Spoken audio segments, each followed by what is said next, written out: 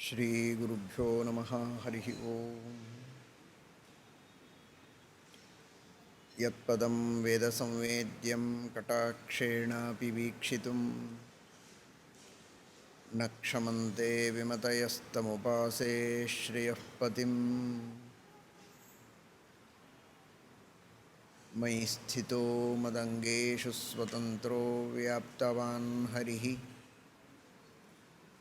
ಸ ವಿಷ್ಣುಶ್ಚಾಸ್ವತಂತ್ರಂ ಮಾಂ ಸ್ವೇಚ್ಛಯಾ ವರ್ತಯತ್ಯಜಃ. ಸ್ವಾತ್ಮನಸ್ತಸ್ಯ ಪೂಜಾಸ್ಯುಃ ಮನೋ ವಾಕ್ಕಾಯವೃತ್ತಯಃ. ಮಮೈತಾಃ ಇತಿ ಕರ್ತಾರಂ ಉದ್ದೇಶ್ಯಂಚ ಹರಿಂ ಸ್ಮರೇತ್. ಧರ್ಮವಿಜ್ಞಾನವೈರಾಗ್ಯಪರಮೈಶ್ವರ್ಯಶಾಲಿನಃ ಆನಂದತೀರ್ಥಭಗವತ್ಪಾದಾನ್ ವಂದೇ ನಿರಂತರಂ. ಆನಂದತೀರ್ಥೋಪದಿಷ್ಟೋ ನಿಧಿರ್ನಾರಾಯಣಃ ವಯಃ ಪ್ರದರ್ಶಿತೋ ಯೇನ ಸಮ್ಯಕ್ ಜಯತೀರ್ಥಂ ತಮಾಶ್ರಯೇ. ಭಾವಬೋಧಕೃತಂ ಸೇವೆ ರಘೂತ್ತಮಮಹಾಗುರುಂ. ಯಚ್ಛಿಷ್ಯಶಿಷ್ಯಶಿಷ್ಯಾದ್ಯಾಷ್ಟಿಪ್ಪಣ್ಯಾಚಾರ್ಯಸಂಹಿತಾಃ ಸತ್ಯಾಭಿಜ್ಞಕರಾಬ್ಜೋತ್ಥಾನ್ ಪಂಚಾಶದ್ವರ್ಷಪೂಜಕಾನ್. ಸತ್ಯಪ್ರಮೋದತೀರ್ಥಾರ್ಯಾನ್ ನೌಮಿನ್ಯಾಯಸುಧಾರತಾನ್. ಮಹಾನುಭಾವರಾದ ಪರಮಪೂಜನೀಯ ಚರಣರಾದ ಭಾವಬೋಧಕಾರರ ಶ್ರೀಮದ್ ರಘುತ್ತಮ ತೀರ್ಥ ಶ್ರೀಪಾದಂಗಳವರ ಪೂರ್ವಾರಾಧನೆ, ಅಪೂರ್ವವಾದ ಕೊಡುಗೆಗಳನ್ನು ಜಗತ್ತಿಗೆ ನೀಡಿದ ರಘುತ್ತಮ ತೀರ್ಥ ಶ್ರೀಪಾದಂಗಳವರ ಪೂರ್ವಾರಾಧನೆ, ಶಿಷ್ಯ ಪ್ರಶಿಷ್ಯರ ಪರಂಪರೆಯಿಂದ ನಾನಾ ಸಚ್ಛಾಸ್ತ್ರಗಳ ಟಿಪ್ಪಣಿ ಗ್ರಂಥಗಳ ರಚನೆಯನ್ನು ಮಾಡಿಸಿ ಆ ತರಹದ ಟಿಪ್ಪಣಿ ಗ್ರಂಥಗಳಿಗೆ ಬೇಕಾದ ಜ್ಞಾನದ ಧಾರೆಯನ್ನು ಹರಿಸಿ ಮಹಾ ಅಪೂರ್ವದ ಮಹಾಪೂರವನ್ನೇ ಪಡೆದವರು. ಅಪೂರ್ವ, ಅದೃಷ್ಟ, ಪುಣ್ಯ. ಒಬ್ಬ ವ್ಯಕ್ತಿಗೆ ಪಾಠ ಹೇಳುವುದು, ಸಚ್ಛಾಸ್ತ್ರಗಳ ಉಪದೇಶ ಮಾಡುವುದೇ ಮಹಾಪುಣ್ಯಪ್ರದ ಎಂಬುದಾಗಿ ತಿಳಿಸಿದ್ದಾರೆ ತಂತ್ರಸಾರ ಸಂಗ್ರಹದಲ್ಲಿ ಶ್ರೀಮದಾಚಾರ್ಯರು. ಪ್ರಾಣಾಯಾಮಾದಯಸ್ತುಷ್ಟಿಪರ್ಯಂತಾಃ ದ್ವಿಗುಣಾಧಿಕಾಃ. ಪ್ರಾಣಾಯಾಮ, ಅಹಿಂಸಾ, ಸತ್ಯ, ಅಸ್ತೇಯ, ಬ್ರಹ್ಮಚರ್ಯ, ತಪಸ್ಸು, ಸ್ವಾಧ್ಯಾಯ, ತುಷ್ಟಿ, ಇವುಗಳೆಲ್ಲ ನಿರಂತರವಾಗಿ ಮಾಡಬೇಕಾದ ಸಾಧನೆಗಳು. ದೇಶ ಕಾಲಗಳ ನಿರ್ಬಂಧವಿಲ್ಲದಂತೆ ಎಲ್ಲ ಕಾಲದಲ್ಲಿಯೂ ಅನುಷ್ಠಾನ ಮಾಡಬೇಕಾದಂತಹ ಅಹಿಂಸಾ, ಸತ್ಯ, ಅಸ್ತೇಯ, ಬ್ರಹ್ಮಚರ್ಯ ರೂಪವಾದ ಯಮ, ತಪಸ್ಸು, ಸ್ವಾಧ್ಯಾಯ, ತುಷ್ಟಿ ಮೊದಲಾದ ನಿಯಮಗಳು, ಇವುಗಳಿಗೆಲ್ಲ ಎರಡೆರಡು ಪಟ್ಟು ಹೆಚ್ಚು ಪುಣ್ಯಲಾಭ. ದ್ವಿಗುಣಾಧಿಕಾಃ. ಆದರೆ ಇವುಗಳೆಲ್ಲದಕ್ಕಿಂತಲೂ ಸ್ವಾಧ್ಯಾಯೋತಃ ಕೋಟಿಗುಣಃ. ವೇದಗಳ ಅಧ್ಯಯನವನ್ನು ಮಾಡುವುದು, ಗುರುಮುಖದಿಂದ ವೇದಾಧ್ಯಯನ ಮಾಡುವಂತಹ ಒಂದು ಶ್ರೇಷ್ಠವಾದ ಪವಿತ್ರವಾದ ಕಾರ್ಯ. ಸರ್ವೋತ್ತಮನಾದ ಭಗವಂತನ ಮಹಿಮೆಯನ್ನು ತಿಳಿಸುವ, ಆ ಭಗವಂತನ ಅಧೀನರಾದ ರಮಾ ಬ್ರಹ್ಮಾದಿ ದೇವತೆಗಳ ಮಹಿಮೆಯನ್ನು ಕೊಂಡಾಡುವ, ವೇದಗಳ ಅಧ್ಯಯನ, ಗುರುಮುಖದಿಂದ ವೇದಗಳನ್ನು ಚೆನ್ನಾಗಿ ಕಲಿತುಕೊಂಡು ತಾನು ಅನ್ನುವುದಕ್ಕೆ ಸಮರ್ಥನಾದರೆ ಒಂದು ಕೋಟಿ ಪಟ್ಟು ಪುಣ್ಯ. ನೋಡಿ, ಎರಡೆರಡು ಪಟ್ಟು ಪುಣ್ಯದಲ್ಲಿ ಕೋಟಿ ಪಟ್ಟು, ಎಷ್ಟು ಒಂದೇ ಸಲಕ್ಕೆ ಆ ಪುಣ್ಯದ ರಾಶಿಯ ಅಭಿವೃದ್ಧಿ ನೋಡಿ. ಸ್ವಾಧ್ಯಾಯೋತಃ ಕೋಟಿಗುಣಃ. ಅದಕ್ಕಿಂತಲೂ ಅನಂತಪಟ್ಟು ಹೆಚ್ಚು ತಂತ್ರಸಾರೋಕ್ತ ವಿಧಾನದಿಂದ ಭಗವಂತನ ಪೂಜೆಯನ್ನು ಮಾಡಿದರೆ ಅಷ್ಟು ಫಲ ಬರುತ್ತದೆ. ತಥೋನಂತ ಗುಣ ಹರೇಹೇ ಪೂಜಾ. ಇಲ್ಲಿ ವೇದಾಧ್ಯಯನ ಅಂದರೆ ವೇದಗಳ ಅರ್ಥಾನುಸಂಧಾನಪೂರ್ವಕ ಅಧ್ಯಯನ ಅಲ್ಲ, ಗುರುಚ್ಚಾರಣ ಅನುಚ್ಚಾರಣಪೂರ್ವಕಂ ಸ್ವೋಚ್ಚಾರಣಕ್ಷಮತೆಯ ವರ್ಣರಾಶಿಗ್ರಹಣಂ ಅಧ್ಯಯನಂ. ಪರಿಮಳದಲ್ಲಿ ರಾಘವೇಂದ್ರ ಸ್ವಾಮಿಗಳವರು ತಿಳಿಸಿಕೊಟ್ಟಿದ್ದಾರೆ ಅಧ್ಯಯನ ಅಂದರೆ ಏನು ಅಂತ. ಗುರುಗಳು ಉಚ್ಚಾರಣೆ ಮಾಡ್ತಾರೆ, ಅದಕ್ಕನುಗುಣವಾಗಿ ತಾನು ಉಚ್ಚಾರಣೆ ಮಾಡಿ ಮಾಡಿ ಚೆನ್ನಾಗಿ ಆ ವೇದಗಳ ವರ್ಣಗಳನ್ನು ಸಮರ್ಥವಾದ ರೀತಿಯಲ್ಲಿ ಉಚ್ಚಾರಣೆ ಮಾಡುವುದಕ್ಕೆ ತಾನು ಸಿದ್ಧನಾದರೆ ಅಧ್ಯಯನ ಮಾಡಿದಂತೆ. ಅಷ್ಟಕ್ಕೇನೆ ಮಹಾಪುಣ್ಯ. ಇನ್ನು ಆ ಶಾಸ್ತ್ರದ ಅರ್ಥಾನುಸಂಧಾನವನ್ನು ಮಾಡಿಕೊಂಡ್ರೆ, ಋಗ್ಭಾಷ್ಯಕ್ಕೆ ಅನುಗುಣವಾಗಿ ಋಗ್ವೇದದ ಅರ್ಥ, ಉಪನಿಷತ್ ಭಾಷ್ಯಗಳಿಗೆ ಅನುಗುಣವಾಗಿ ಉಪನಿಷತ್ತುಗಳ ಅರ್ಥಾನುಸಂಧಾನವನ್ನು ತಾನು ಚೆನ್ನಾಗಿ ಮಾಡಿಕೊಂಡ್ರೆ ಅದು ಇನ್ನೂ ಮಹಾಫಲವನ್ನು ಕೊಡುತ್ತದೆ. ತಾನು ಅರ್ಥ ಮಾಡಿಕೊಳ್ಳುವುದು ಮಾತ್ರ ಅಲ್ಲದೆ ಒಬ್ಬನಿಗೆ ಪಾಠ ಹೇಳಿದರೆ ಅದಕ್ಕಿಂತಲೂ 100 ಪಟ್ಟು ಹೆಚ್ಚು ಪುಣ್ಯ. ವ್ಯಾಖ್ಯಾ ಏಕಸ್ಥ ಶತೋತ್ತರ. ಹೀಗಿರುವಾಗ ರಘುತ್ತಮ ತೀರ್ಥ ಶ್ರೀಪಾದಂಗಳವರು ಎಷ್ಟು ಶಿಷ್ಯರಿಗೆ ಪಾಠ ಹೇಳಿದ್ದಾರೆ. ಆ ಪಾಠ ಹೇಳುವಾಗಲೂ ಒಂದು ನಿಯಮ ಉಂಟು, ನಾಪ್ರವಕ್ತ್ರೆ ಅಂತ. ತಾವು ಮಾತ್ರ ಓದಿ ಇನ್ನೊಬ್ಬರಿಗೆ ಪಾಠ ಹೇಳದಿರುವಂತಹ ಸ್ವಾರ್ಥಿಗಳಿಗೆ ಪಾಠವನ್ನು ಹೇಳಿದರೆ ಅಂತಹ ಮಹಾಫಲ ಇಲ್ಲ. ಆದರೆ ರಘುತ್ತಮ ತೀರ್ಥ ಶ್ರೀಪಾದಂಗಳವರು ಪಾಠ ಹೇಳಿದ್ದು ಎಂಥವರಿಗೆ? ತಮ್ಮ ಶಿಷ್ಯರಿಗೆ ಮತ್ತೆ ಪಾಠ ಹೇಳುವಂಥವರು. ಆ ಶಿಷ್ಯರು ಎಂಥವರು? ಕೇವಲ ಪಾಠ ಹೇಳುವವರಲ್ಲ, ಗ್ರಂಥ ರಚನೆಯನ್ನು ಮಾಡುವವರು, ಟಿಪ್ಪಣಿಗಳನ್ನು ಬರೆಯುವವರು. ಅಂತಹ ದೊಡ್ಡ ಪರಂಪರೆಯನ್ನಲ್ಲ, ಅನೇಕ ಪರಂಪರೆಗಳನ್ನು ಮುಂದುವರೆಸಿದ ಮಹಾನುಭಾವರು ರಘುತ್ತಮ ತೀರ್ಥ ಶ್ರೀಪಾದಂಗಳವರು. ಅಂದರೆ ಅವರ ಪುಣ್ಯದ ರಾಶಿ ಎಷ್ಟು ಅಂತ ಊಹೆ ಮಾಡುವುದಕ್ಕೆ ಸಾಧ್ಯ ಇಲ್ಲ. ಅಂತಹ ಮಹಾಪುಣ್ಯದ ಸಾಗರ, ಪುಣ್ಯದ ಮೇರು ರಘುತ್ತಮ ತೀರ್ಥ ಶ್ರೀಪಾದಂಗಳವರು. ಅಂತಹ ಅಪೂರ್ವ ಸಾಗರರು, ಅಪೂರ್ವ ಮೇರು ಆದ ರಘುತ್ತಮ ತೀರ್ಥ ಶ್ರೀಪಾದಂಗಳವರ ಪೂರ್ವಾರಾಧನೆ ಇವತ್ತು. ರಘುತ್ತಮ ತೀರ್ಥ ಶ್ರೀಪಾದಂಗಳವರ ಅನೇಕ ಮಹಿಮೆಗಳು, ಅನೇಕ ಗುಣಗಳು, ಅವರಲ್ಲಿರುವಂತಹ ಅನೇಕ ಗುಣಗಳಲ್ಲಿ ಒಂದು ಗುಣ ಅದು ಅವರ ಬ್ರಹ್ಮಚರ್ಯ, ಅವರ ವೈರಾಗ್ಯ. ಮನೋಜಜಿತ್ಯಾಂ ಮನಸಾಂ ಹಿ ಪತ್ಯ ರಘುತ್ತಮಾಖ್ಯಂ ಸ್ವಗುರುಂ ನಮಾಮಿ. ನ್ಯಾಯಾಮೃತ ಗ್ರಂಥಕ್ಕೆ ವ್ಯಾಖ್ಯಾನ ಮಾಡಿದ ಮಹಾನುಭಾವರು ತರಂಗಿಣಿ ವ್ಯಾಸರಾಮಾಚಾರ್ಯರು.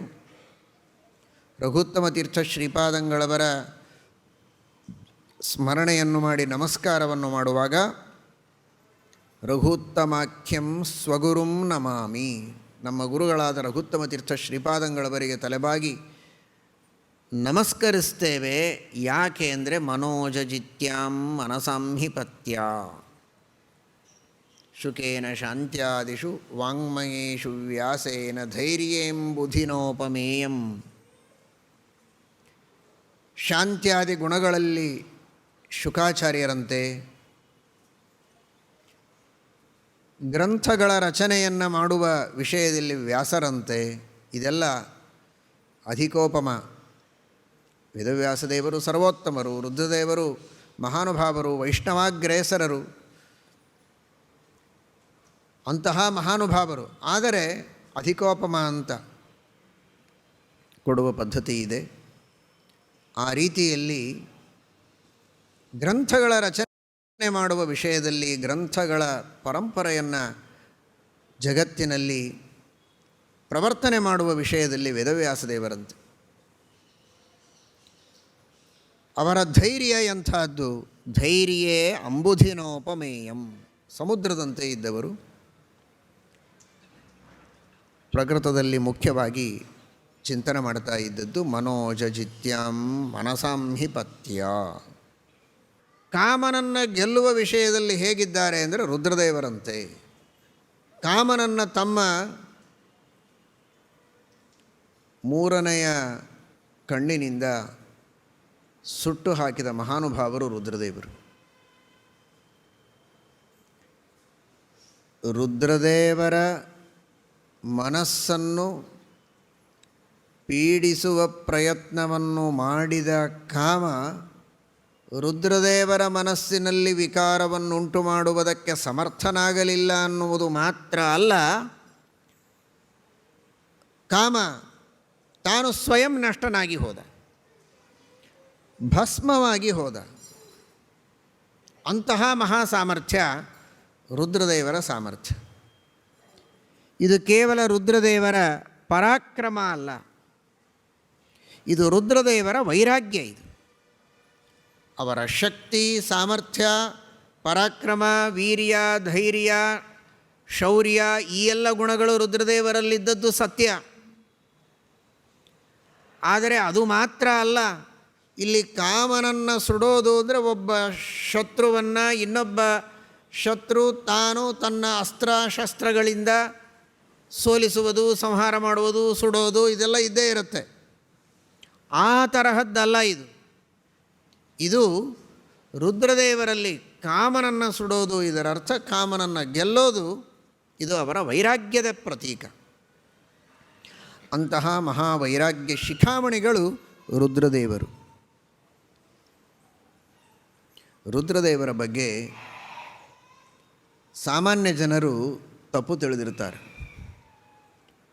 ರುದ್ರದೇವರು ಅಂದರೆ ಯಾವಾಗಲೂ ಪಾರ್ವತಿಯ ಜೊತೆಗೆ ವಿಹಾರ ಮಾಡ್ತಾ ಇರ್ತಾರೆ, ಅವರು ಕಾಮದಲ್ಲಿ ಆಸಕ್ತರು, ಕಾಮಕ್ಕೆ ಪರವಶರು ಅಂತ ತಪ್ಪು ತಿಳಿದಿದ್ದಾರೆ. ಲೋಕಹಿತಕ್ಕಾಗಿ, ಜಗತ್ತಿನ ಹಿತಕ್ಕಾಗಿ, ಜಗತ್ತಿನ ಮಂಗಲಕ್ಕಾಗಿ, ಕಲ್ಯಾಣಕ್ಕಾಗಿ ಯಾವಾಗಲೂ ಭಗವಂತನ ಉಪಾಸನೆಯನ್ನು ಮಾಡಿ ಜಗತ್ತಿಗೆ ಅನುಗ್ರಹವನ್ನು ಮಾಡುವ ಮಹಾನುಭಾವರು ರುದ್ರದೇವರು. ರುದ್ರದೇವರ ಉಪಾಸನೆಯನ್ನು ಶಾಸ್ತ್ರದಲ್ಲಿ ಯಾವ ರೀತಿ ತಿಳಿಸಿಕೊಟ್ಟಿದ್ದಾರೆ ಶ್ರೀಮದ್ ಆನಂದತೀರ್ಥ ಭಗವತ್ಪಾದಾಚಾರ್ಯರು ಶಿಷ್ಯರಿಗೆಲ್ಲ ಉಪದೇಶ ಮಾಡಿದ್ದಾರೆ. ಯಾವ ರೀತಿ ರುದ್ರದೇವರ ಚಿಂತನೆ ಮಾಡಬೇಕು ಅಂತ. ವೈರಾಗ್ಯಾಧಿಪತಿಗಳು ಅಂತ ರುದ್ರದೇವರ ಚಿಂತನೆ ಮಾಡಬೇಕು.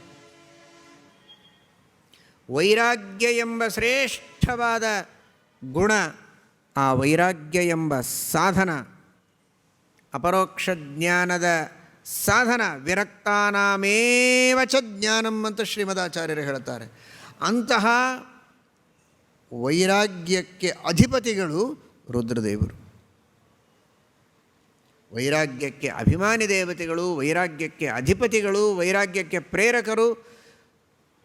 ಮನಸ್ಸನ್ನು ನಿಗ್ರಹ ಮಾಡಿ ವಿರಕ್ತರಾಗಿ ಸಾಧನೆಯನ್ನು ಮಾಡಬೇಕು ಅಂತ ಅಪೇಕ್ಷೆ ಇಟ್ಟುಕೊಂಡಂತಹ ಸಾಧಕರಿಗೆ ವೈರಾಗ್ಯವನ್ನು ನೀಡಿ ಅನುಗ್ರಹ ಮಾಡುವ ಮಹಾನುಭಾವರು ರುದ್ರದೇವರು. ಅಂತಹ ರುದ್ರದೇವರು ಕಾಮಪರವಶರಾಗುವುದಕ್ಕೆ ಸಾಧ್ಯವೇ?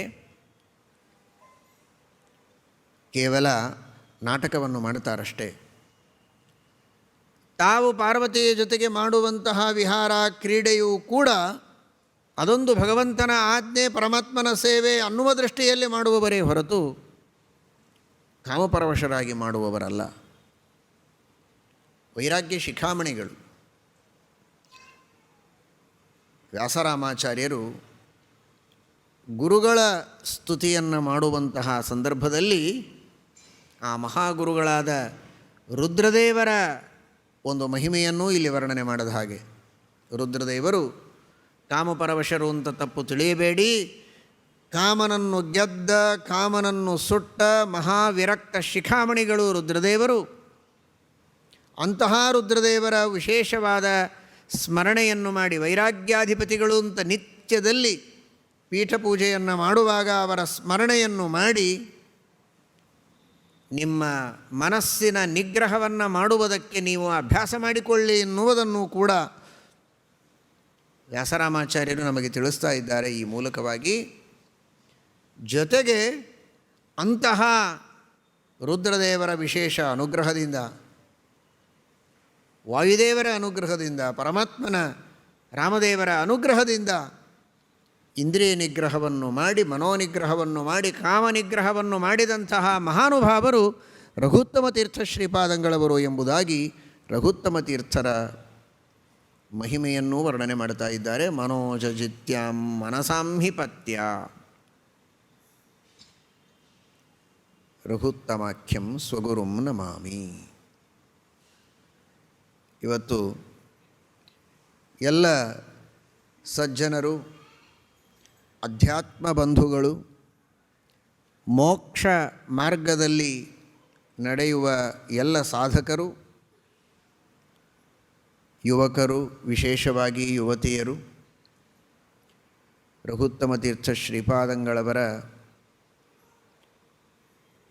ಸ್ಮರಣೆಯನ್ನು ಮಾಡಿ, ಅವರ ಸೇವೆಯನ್ನು ಮಾಡಿ, ಲೌಕಿಕ ಇಷ್ಟಾರ್ಥಗಳನ್ನು ಬೇಡಿಕೊಳ್ಳುವುದರ ಜೊತೆಗೆ ಪ್ರಧಾನವಾಗಿ ಈ ವೈರಾಗ್ಯದ, ಬ್ರಹ್ಮಚರ್ಯದ ಪ್ರಾರ್ಥನೆಯನ್ನು ಮಾಡಬೇಕು. ಜ್ಞಾನದ ಪ್ರಾರ್ಥನೆಯನ್ನು ಮಾಡಬೇಕು. ವಿಷ್ಣು ಭಕ್ತಿಯ ಪ್ರಾರ್ಥನೆಯನ್ನು ಗುರುಗಳಲ್ಲಿ ಮಾಡಬೇಕು.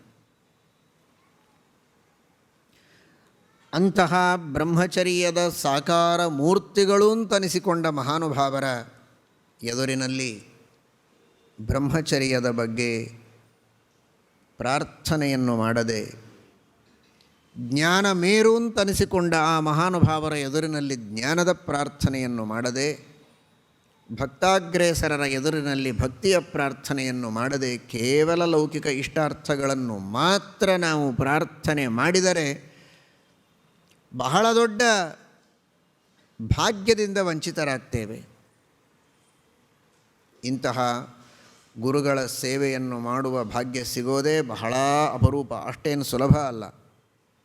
ಸಿಕ್ಕಾಗ ಅದನ್ನು ಅತಿ ಶ್ರೇಷ್ಠವಾದ ಲಾಭಕ್ಕಾಗಿ ನಾವು ಉಪಯೋಗಿಸಿಕೊಳ್ಳಬೇಕು. ಕಾರಣ ಇನ್ಯಾವ ಮಾರುಕಟ್ಟೆಯಲ್ಲಿಯೂ ಸಿಗುವಂತಹ ಫಲಗಳಲ್ಲ ಇವು. ಇಂತಹ ಮಹಾಜ್ಞಾನಿಗಳಿಂದಲೇ ಪಡೆಯಬೇಕಾದದ್ದು. ಹೀಗಾಗಿ ಇಲ್ಲಿ ಬಂದಾಗನೇ ಅದನ್ನು ನಾವು ಬೇಡಿಕೊಳ್ಳೋದು. ಇಂತಹ ಜ್ಞಾನಿಗಳ ಸನ್ನಿಧಾನದಲ್ಲಿ ಬಂದಾಗ, ವಾಯುದೇವರ ಸನ್ನಿಧಾನದಲ್ಲಿ ಬಂದಾಗ, ಭಗವಂತನ ಸನ್ನಿಧಾನದಲ್ಲಿ ಬಂದಾಗ ನಾವು ಬೇಡಿಕೊಳ್ಳಬಹುದೇ ಹೊರತು ಹೊರಗಡೆ ಎಲ್ಲಿ ಸಿಗುವಂತಹ ಪದಾರ್ಥಗಳಲ್ಲ ಇದು.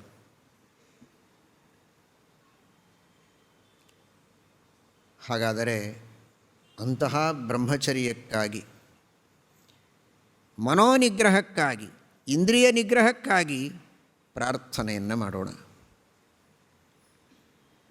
ಏನದು ಬ್ರಹ್ಮಚರ್ಯ ಅಂದರೆ ಏನು? ಬ್ರಹ್ಮಚರ್ಯ ಅಂದರೆ ನಮ್ಮ ಮನಸ್ಸು, ನಮ್ಮ ಬುದ್ಧಿ, ನಮ್ಮ ಎಲ್ಲ ಇಂದ್ರಿಯಗಳು ಕೂಡ ಭಗವಂತನ ಸೇವೆಯಲ್ಲಿ ತೊಡಗುವಂತೆ ಮಾಡುವುದೇ ಬ್ರಹ್ಮಚರ್ಯ. ಬ್ರಹ್ಮ ಪರಬ್ರಹ್ಮ, ಅನಂತ ಗುಣಗಳಿಂದ ಪೂರ್ಣನಾದಂತಹ ಭಗವಂತ ಶ್ರೀಮನ್ನಾರಾಯಣ. ಅಥ ಕಸ್ಮಾದ್ ಉಚ್ಯತೆ ಬ್ರಹ್ಮೇತಿ ಬೃಹಂತೋ ಹ್ಯಸ್ಮಿನ್ ಗುಣಾಃ. ಅನಂತ ಗುಣಗಳಿಂದ ಪೂರ್ಣನಾದಂತಹ ಪರಮಾತ್ಮ ನಾರಾಯಣ, ಅವನು ಬ್ರಹ್ಮ. ಅಂತಹ ಬ್ರಹ್ಮಣಿ ಚರಣಂ, ಅದೇ ಬ್ರಹ್ಮಚರ್ಯ. ಆ ಪರಮಾತ್ಮನಲ್ಲಿಯೇ ನಮ್ಮ ಎಲ್ಲ ಇಂದ್ರಿಯಗಳು ಆ ಭಗವಂತನ ರೂಪಗಳನ್ನು, ಭಗವಂತನ ಮಹಿಮೆಯನ್ನು ಕೊಂಡಾಡುವ, ತಿಳಿಸುವ, ಆ ಭಗವಂತನ ವಿಷಯದಲ್ಲಿ ಬಂದ ಆಕ್ಷೇಪಗಳಿಗೆ ಸಮಾಧಾನವನ್ನು ನೀಡುವ, ಅವನ ಅದ್ಭುತವಾದಂತಹ ಸೃಷ್ಟಿಯ ವೈವಿಧ್ಯವನ್ನು ತಿಳಿಸುವ, ಅವನ ಪ್ರೀತಿಗಾಗಿ ನಮ್ಮ ಕರ್ತವ್ಯ ಕರ್ಮಗಳೇನು ಅಂತ ಬೋಧಿಸುವ ಶಾಸ್ತ್ರದ ಪಂಕ್ತಿಗಳನ್ನು ಕಣ್ಣಿನಿಂದ ನೋಡುವುದು, ಇದು ಬ್ರಹ್ಮಚರ್ಯ. ಕಣ್ಣಿನಿಂದ ನೋಡಬಾರದ್ದನ್ನು ನೋಡದಂತೆ, ಕೇವಲ ತನ್ನ ವಿಷಯ ಪದಾರ್ಥಗಳ ಭೋಗಕ್ಕಾಗಿ ಆ ಇಂದ್ರಿಯಗಳ ಉಪಯೋಗವನ್ನು ಮಾಡದಂತೆ ಆ ಭಗವಂತನ ಪ್ರತಿಮೆಗಳು, ಶಾಲಗ್ರಾಮಗಳು, ಗ್ರಂಥಗಳು, ಭಗವಂತನ ಭಕ್ತರು, ಆ ಭಗವಂತನ ಅದ್ಭುತವಾದ ಸೃಷ್ಟಿ ವೈಚಿತ್ರ್ಯವನ್ನು ಕೂಡ ಕಣ್ಣಿನಿಂದ ನೋಡಿದರೆ ಅದು ಸಾಧನೆಯೇ. ಆದರೆ ನೋಡುವಾಗ ಆ ಚಿಂತನೆ ಬರಬೇಕು. ಕಂಡದ್ದೆಲ್ಲ ಕಮಲನಾಭನ ಮೂರ್ತಿ. ಶ್ರೀಮಟ್ಟೀಕಾಕೃತ್ಪಾದರು ಶ್ರೀಮನ್ಯಾಯ ಸುಧಾ ಗ್ರಂಥದಲ್ಲಿ ವಿಷ್ಣು ತತ್ವನಿರ್ಣಯ ಟೀಕೆಯಲ್ಲಿ ತಿಳಿಸುವಂತೆ ಪ್ರಪಂಚವನ್ನು ನೋಡುವಾಗ ಇದು ಪ್ರಪಂಚ ಅಂತ ನೋಡಿದರೆ ಸಂಸಾರ, ಇದು ದೇವರ ಸೃಷ್ಟಿಯಿಂದ ಅದೇ ಪ್ರಪಂಚವನ್ನು ನಾವು ಕಂಡರೆ ಅದು ಮೋಕ್ಷ ಸಾಧನ ಆಗ್ತದೆ. ದೇವತೆಗಳು, ಋಷಿಗಳು, ಮುನಿಗಳು, ಮಾನವರು ಈ ಎಲ್ಲ ಚೇತನ ಪ್ರಪಂಚವನ್ನು ಕಾಣುವಾಗಲೂ ಕೂಡ ದೇವತೆಗಳು, ಋಷಿಗಳು, ಮುನಿಗಳು ಅಂತ ಇಷ್ಟೇ ಅಂದ್ಕೊಂಡ್ರೆ ಅದು ಸಂಸಾರಕ್ಕೆ ಕಾರಣ. ಇವರೆಲ್ಲ ಭಗವಂತನ ಅಧೀನರು, ಪರಮಾತ್ಮನ ಭಕ್ತರು, ಭಗವಂತನ ದಾಸರು. ಪರಮಾತ್ಮನ ಅನುಗ್ರಹದಿಂದ ಅತ್ಯದ್ಭುತ ಶಕ್ತಿ ಸಾಮರ್ಥ್ಯಗಳನ್ನು ಪಡೆದವರು ಒಬ್ಬೊಬ್ಬರೂ ಕೂಡ ಬ್ರಹ್ಮಾದಿ ದೇವತೆಗಳು ಅಂತ ಅವರ ಮಹಾಮಹಿಮೆಯನ್ನು ತಿಳಿದರು. ಅದು ಭಗವಂತನ ಮಹಿಮೆಯನ್ನು ತಿಳಿದಂತೆಯೇ ಅದು ಮೋಕ್ಷ ಸಾಧನವಾಗುತ್ತೆ. ಈ ದೃಷ್ಟಿಯಲ್ಲಿ ಬ್ರಹ್ಮಚರ್ಯ, ಕಣ್ಣು, ಕಿವಿ, ಹಾಳು ಹರಟೆಯನ್ನು ಕೇಳದಂತೆ ಭಗವಂತನ ಮಹಿಮೆಯನ್ನು, ಭಗವದ್ಭಕ್ತರ ಮಹಿಮೆಯನ್ನು ಕಿವಿಗಳಿಂದ ಕೇಳಿದರೆ ಅದು ಬ್ರಹ್ಮಚರ್ಯ, ಬ್ರಹ್ಮಣಿ ಚರಣ. ಇದಕ್ಕೆ ಹೊರತಾಗಿ ಈ ಇಂದ್ರಿಯಗಳು ಬೇರೆ ವಿಷಯಗಳನ್ನು ಗಮನಿಸಿದರೆ, ಅವುಗಳ ಕಡೆಗೆ ಧಾವಿಸಿದರೆ ಅದೇ ಅಬ್ರಹ್ಮಚರ್ಯ, ಅದು ವಿಷಯಾಸಕ್ತಿ. ಇದು ವಿಷ್ಣುವಾಸಕ್ತಿ, ಅದು ವಿಷಯಾಸಕ್ತಿ. ಇದು ಬ್ರಹ್ಮಚರ್ಯ, ಅದು ಅಬ್ರಹ್ಮಚರ್ಯ. ಈ ಬ್ರಹ್ಮಚರ್ಯ, ಈ ವೈರಾಗ್ಯ ಇದೇ ಜ್ಞಾನಕ್ಕೆ ಸಾಧನ. ಕೇವಲ ಬಾಹ್ಯವಾದ ವಿಷಯಗಳನ್ನು ಅಪೇಕ್ಷೆ ಪಡದಂತೆ, ಅವುಗಳ ಭೋಗ ಮಾಡದಂತೆ ಇದ್ದ ಮಾತ್ರಕ್ಕೆ ಸಾಲದು. ನಮ್ಮ ಮನಸ್ಸಿನಿಂದ, ಬುದ್ಧಿಯಿಂದ, ಪಂಚಜ್ಞಾನೇಂದ್ರಿಯಗಳಿಂದ ಆ ಭಗವಂತನ ಸೇವೆಯನ್ನು ಮಾಡಬೇಕು, ಭಗವಂತನ ಮಹಿಮೆಯನ್ನು ತಿಳಿಯಬೇಕು. ಆಗ ನಿಜವಾಗಿ ಅದು ಬ್ರಹ್ಮಚರ್ಯವಾಗುತ್ತೆ. ವೈರಾಗ್ಯ ಎಂಬ ಶಬ್ದವು ಇದನ್ನೇ ಹೇಳುತ್ತೆ. ವಿಷಯಗಳಲ್ಲಿ ರಾಗ ಇರಬಾರದು ಅನ್ನುವುದು ಹೇಗೆ ವೈರಾಗ್ಯವೋ, ವಿ ಅಂದರೆ ಪರಮಾತ್ಮ, ಅವನಲ್ಲಿ ರಾಗ, ಅನುರಾಗ, ಭಕ್ತಿ ಇರಬೇಕು ಅಂದಾಗ ಅದು ವೈರಾಗ್ಯ. ವಿಷಯಗಳಲ್ಲಿ ಆಸಕ್ತಿ ಇರಬಾರದು, ಭಗವಂತನಲ್ಲಿ ಆಸಕ್ತಿ ಇರಬೇಕು. ಆಗ ಅದು ವೈರಾಗ್ಯ, ಅದು ನಿಜವಾದ ಬ್ರಹ್ಮಚರ್ಯ. ಅಂತಹ ಬ್ರಹ್ಮಚರ್ಯವನ್ನು ನಾವು ರಘುತ್ತಮ ತೀರ್ಥ ಶ್ರೀಪಾದಂಗಳವರಲ್ಲಿ ಪ್ರಾರ್ಥನೆ ಮಾಡೋಣ. ಅಂತಹ ಬ್ರಹ್ಮಚರ್ಯದ ಮೂರ್ತಿಗಳಾಗಿ ತಾವು ನಿಂತಿದ್ದೀರಿ. ನಮಗೊಂದು ಚೂರು ಬ್ರಹ್ಮಚರ್ಯವನ್ನು ಕೊಟ್ಟು ಮೋಕ್ಷ ಸಾಧನೆಯನ್ನು ಮಾಡಿಸಿ ಅನುಗ್ರಹವನ್ನು ಮಾಡಿ ಅಂತ ಆ ಮಹಾಗುರುಗಳಲ್ಲಿ ಎಲ್ಲರೂ ಪ್ರಾರ್ಥನೆ ಮಾಡಬೇಕು. ಬೃಹದಾರಣ್ಯಕ ಉಪನಿಷತ್ತಿನ ಶಿಶುಬ್ರಾಹ್ಮಣ ಅಂತ, ಆ ಶಿಶುಬ್ರಾಹ್ಮಣಕ್ಕೆ ಶ್ರೀಮದ್ ಆನಂದತೀರ್ಥ ಭಗವತ್ಪಾದಾಚಾರ್ಯರು ಬರೆದ ಭಾಷ್ಯ, ಸಮಗ್ರ ಬೃಹದಾರಣ್ಯಕ ಉಪನಿಷತ್ತಿಗೆ ಶ್ರೀಮದ್ ಆಚಾರ್ಯರು ಭಾಷ್ಯ ಬರೆದಿದ್ದಾರೆ. ಅದಕ್ಕೆ ರಘುತ್ತಮ ತೀರ್ಥ ಶ್ರೀಪಾದಂಗಳವರು ಭಾವಬೋಧವನ್ನು ರಚನೆ ಮಾಡಿಕೊಟ್ಟು ಪರಮಾನುಗ್ರಹ ಮಾಡಿದ್ದಾರೆ. ಆ ಶಿಶುಬ್ರಾಹ್ಮಣ ಉಪನಿಷತ್ತು ಅದಕ್ಕೆ ಶ್ರೀಮದಾಚಾರ್ಯರ ಭಾಷ್ಯ, ಅದಕ್ಕೆ ರಘುತ್ತಮ ತೀರ್ಥ ಶ್ರೀಪಾದಂಗಳವರ ಭಾವಬೋಧ. ಇಲ್ಲಿ ಬರುವ ಸಂದೇಶವನ್ನು ನಾವು ತಿಳಿಯೋಣ. ಆ ಶಿಶುಬ್ರಾಹ್ಮಣದಲ್ಲಿ ನಮಗೆ ತಿಳಿಸಿಕೊಡ್ತಾರೆ ವೈರಾಗ್ಯಕ್ಕಾಗಿ ಏನು ಉಪಾಸನೆ ಮಾಡಬೇಕು ಅಂತ. ಬ್ರಹ್ಮಚರ್ಯವನ್ನು ನೀಡುವುದಕ್ಕೆ ರಘುತ್ತಮ ತೀರ್ಥ ಶ್ರೀಪಾದಂಗಳವರಿಗೆ ಪ್ರಾರ್ಥನೆ ಮಾಡಿ ಪ್ರದಕ್ಷಿಣೆ ನಮಸ್ಕಾರಗಳನ್ನು ಹಾಕಿ ಬೇಡಿಕೊಳ್ಳುವುದು ಒಂದು,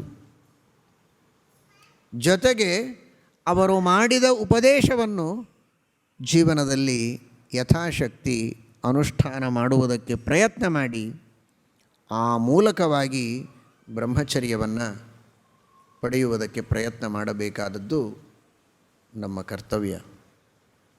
ಏನು ಉಪದೇಶ ಮಾಡಿದ್ದಾರೆ ಶ್ರೀಮದಾಚಾರ್ಯರು, ಯಾವ ರೀತಿ ನಮಗೆ ಅದನ್ನು ರಘುತ್ತಮ ತೀರ್ಥ ಶ್ರೀಪಾದಂಗಳವರು ತಿಳಿಸಿಕೊಟ್ಟಿದ್ದಾರೆ ಅಂತ ನೀವೆಲ್ಲ ರಘುತ್ತಮ ತೀರ್ಥ ಶ್ರೀಪಾದಂಗಳವರ ಸನ್ನಿಧಾನದಲ್ಲಿ ತಿರುಕೋಯಿಲೂರಿನಲ್ಲಿ ಇದ್ದೀರಿ.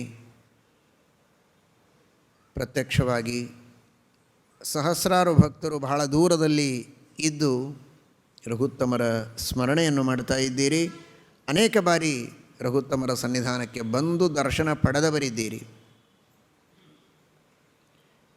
ರಘುತ್ತಮ ತೀರ್ಥರ ಸನ್ನಿಧಾನದಲ್ಲಿ ಇರುವಂತಹ ಪ್ರಾಣದೇವರ ಹನುಮಂತ ದೇವರ ದೇವಸ್ಥಾನವನ್ನು ನೀವೆಲ್ಲ ನೋಡಿದ್ದೀರಿ.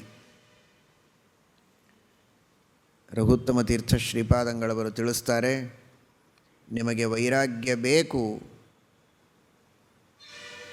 ಬ್ರಹ್ಮಚರ್ಯ ಬೇಕು, ಪ್ರಾಣದೇವರ ಪಾದವನ್ನು ಹಿಡಿಯಿರಿ. ವಾಯುದೇವರ ಉಪಾಸನೆಯನ್ನು ಮಾಡಿ, ವಾಯುದೇವರಿಗೆ ಪ್ರೇರಕಳಾದ ಲಕ್ಷ್ಮೀ ಹಾಗೂ ನಾರಾಯಣರ ಉಪಾಸನೆಯನ್ನು ಮಾಡಿ, ಆ ವಾಯುದೇವರ ಉಪಾಸನೆಯನ್ನು ಮಾಡುವ ದೇವತೆಗಳ ಚಿಂತನ ಮಾಡಿ ನಿಮ್ಮ ಇಂದ್ರಿಯಗಳನ್ನು ನಿಮ್ಮ ವಶಕ್ಕೆ ತೆಗೆದುಕೊಳ್ಳುವುದಕ್ಕೆ ನಿಮಗೆ ಸಾಧ್ಯ ಇದೆ. ಉಪಾಸನೆ ಮಾಡುವ ಯೋಗ್ಯತೆ ಇಲ್ಲದಿದ್ದರೂ ಸ್ಮರಣೆ ಮಾಡಿ, ಚಿಂತನೆ ಮಾಡಿ ಸಾಕು. ಅಷ್ಟಕ್ಕೆ ನಿಮ್ಮ ಯೋಗ್ಯತೆಗೆ ತಕ್ಕಂತೆ ಬ್ರಹ್ಮಚರ್ಯವನ್ನು ವೈರಾಗ್ಯವನ್ನು ಪಡೆದುಕೊಳ್ಳುವುದಕ್ಕೆ ಸಾಧ್ಯವಾಗತ್ತೆ. ಯಾವ ವ್ಯಕ್ತಿಗಳಿಂದ ನಮಗೆ ಉಪಟಳ ಇದೆ, ಸಮಸ್ಯೆಗಳಿವೆ, ಅಂತಹ ವ್ಯಕ್ತಿಗಳನ್ನು ನಾವು ವಿಶೇಷವಾಗಿ ಅವರು ದುಷ್ಟರಾಗಿದ್ದರೆ ಅವರನ್ನು ದೂರ ಮಾಡುವುದಕ್ಕೆ, ನಾಶ ಮಾಡುವುದಕ್ಕೆ ದೇವರಿಗೆ ಮೊರೆ ಹೋಗಬೇಕು. ನಮಗೆ ಉಪಟಳ ಕೊಡುವವರೆಲ್ಲ ದುಷ್ಟರೇ ಅಂತಲ್ಲ, ದುಷ್ಟರೂ ಇದ್ದಾರೆ, ಅಸುರರೂ ಇದ್ದಾರೆ, ದೇವತೆಗಳೂ ಇದ್ದಾರೆ. ನಮ್ಮ ನಮ್ಮ ಕರ್ಮಗಳಿಗೆ ತಕ್ಕಂತೆ ಪರಮಾತ್ಮನ ಆಜ್ಞೆಯಂತೆ ನಮಗೆ ಪ್ರೇರಣೆ ಮಾಡುವ ದೇವತೆಗಳೂ ಇದ್ದಾರೆ. ಆ ದೇವತೆಗಳನ್ನು ನಾವು ಒಲಿಸಿಕೊಳ್ಳಬೇಕು. ನಮ್ಮನ್ನು ವಿಷಯಗಳಲ್ಲಿ ಪ್ರಚೋದನೆ ಮಾಡದೇ ಇರೋ ಹಾಗೆ, ಭಗವಂತನ ಸೇವೆಯಲ್ಲಿ ಪ್ರಚೋದನೆ ಮಾಡೋ ಹಾಗೆ ಅನುಗ್ರಹ ಮಾಡಿ ಅಂತ ಆ ದೇವತೆಗಳಿಗೆ ಪ್ರಾರ್ಥನೆ ಮಾಡಬೇಕು. ದೇವತೆಗಳಿಗೆ, ವಾಯುದೇವರಿಗೆ, ಭಗವಂತನಿಗೇನೆ ಪ್ರಾರ್ಥನೆ ಮಾಡಬೇಕು. ನಮ್ಮನ್ನು ಅಡ್ಡದಾರಿಗೆ ಎಳೆಯುವ ಅಸುರರನ್ನು ದಮನ ಮಾಡಿ, ಅವರನ್ನು ನಾಶ ಮಾಡಿ, ಅವರಿಂದಾಗುವ ಬಾಧೆಯನ್ನು, ಪೀಡೆಯನ್ನು ತಪ್ಪಿಸಬೇಕು ಅಂತ ಭಗವಂತನಲ್ಲಿ ಪ್ರಾರ್ಥನೆಯನ್ನು ಮಾಡಿ. ಈ ಉಪಾಸನೆಯನ್ನು ನಮಗೆ ತಿಳಿಸಿಕೊಡ್ತಾರೆ. ಪ್ರತಿಯೊಬ್ಬ ವ್ಯಕ್ತಿಯ ಕಣ್ಣಿನಲ್ಲಿ ವಾಯುದೇವರಿದ್ದಾರೆ. ಅನೇಕ ಕಡೆಗೆ ವಾಯುದೇವರಿದ್ದಾರೆ. ಜೀವಸ್ವರೂಪದಲ್ಲಿಯೂ ಇದ್ದಾರೆ, ಹೃದಯದಲ್ಲಿಯೂ ಇದ್ದಾರೆ, ಉಳಿದೆಲ್ಲ ಇಂದ್ರಿಯಗಳಿಗೆ ಪ್ರೇರಕರಾಗಿಯೂ ಇದ್ದಾರೆ. ಆ ವಿಷಯ ಬೇರೆ.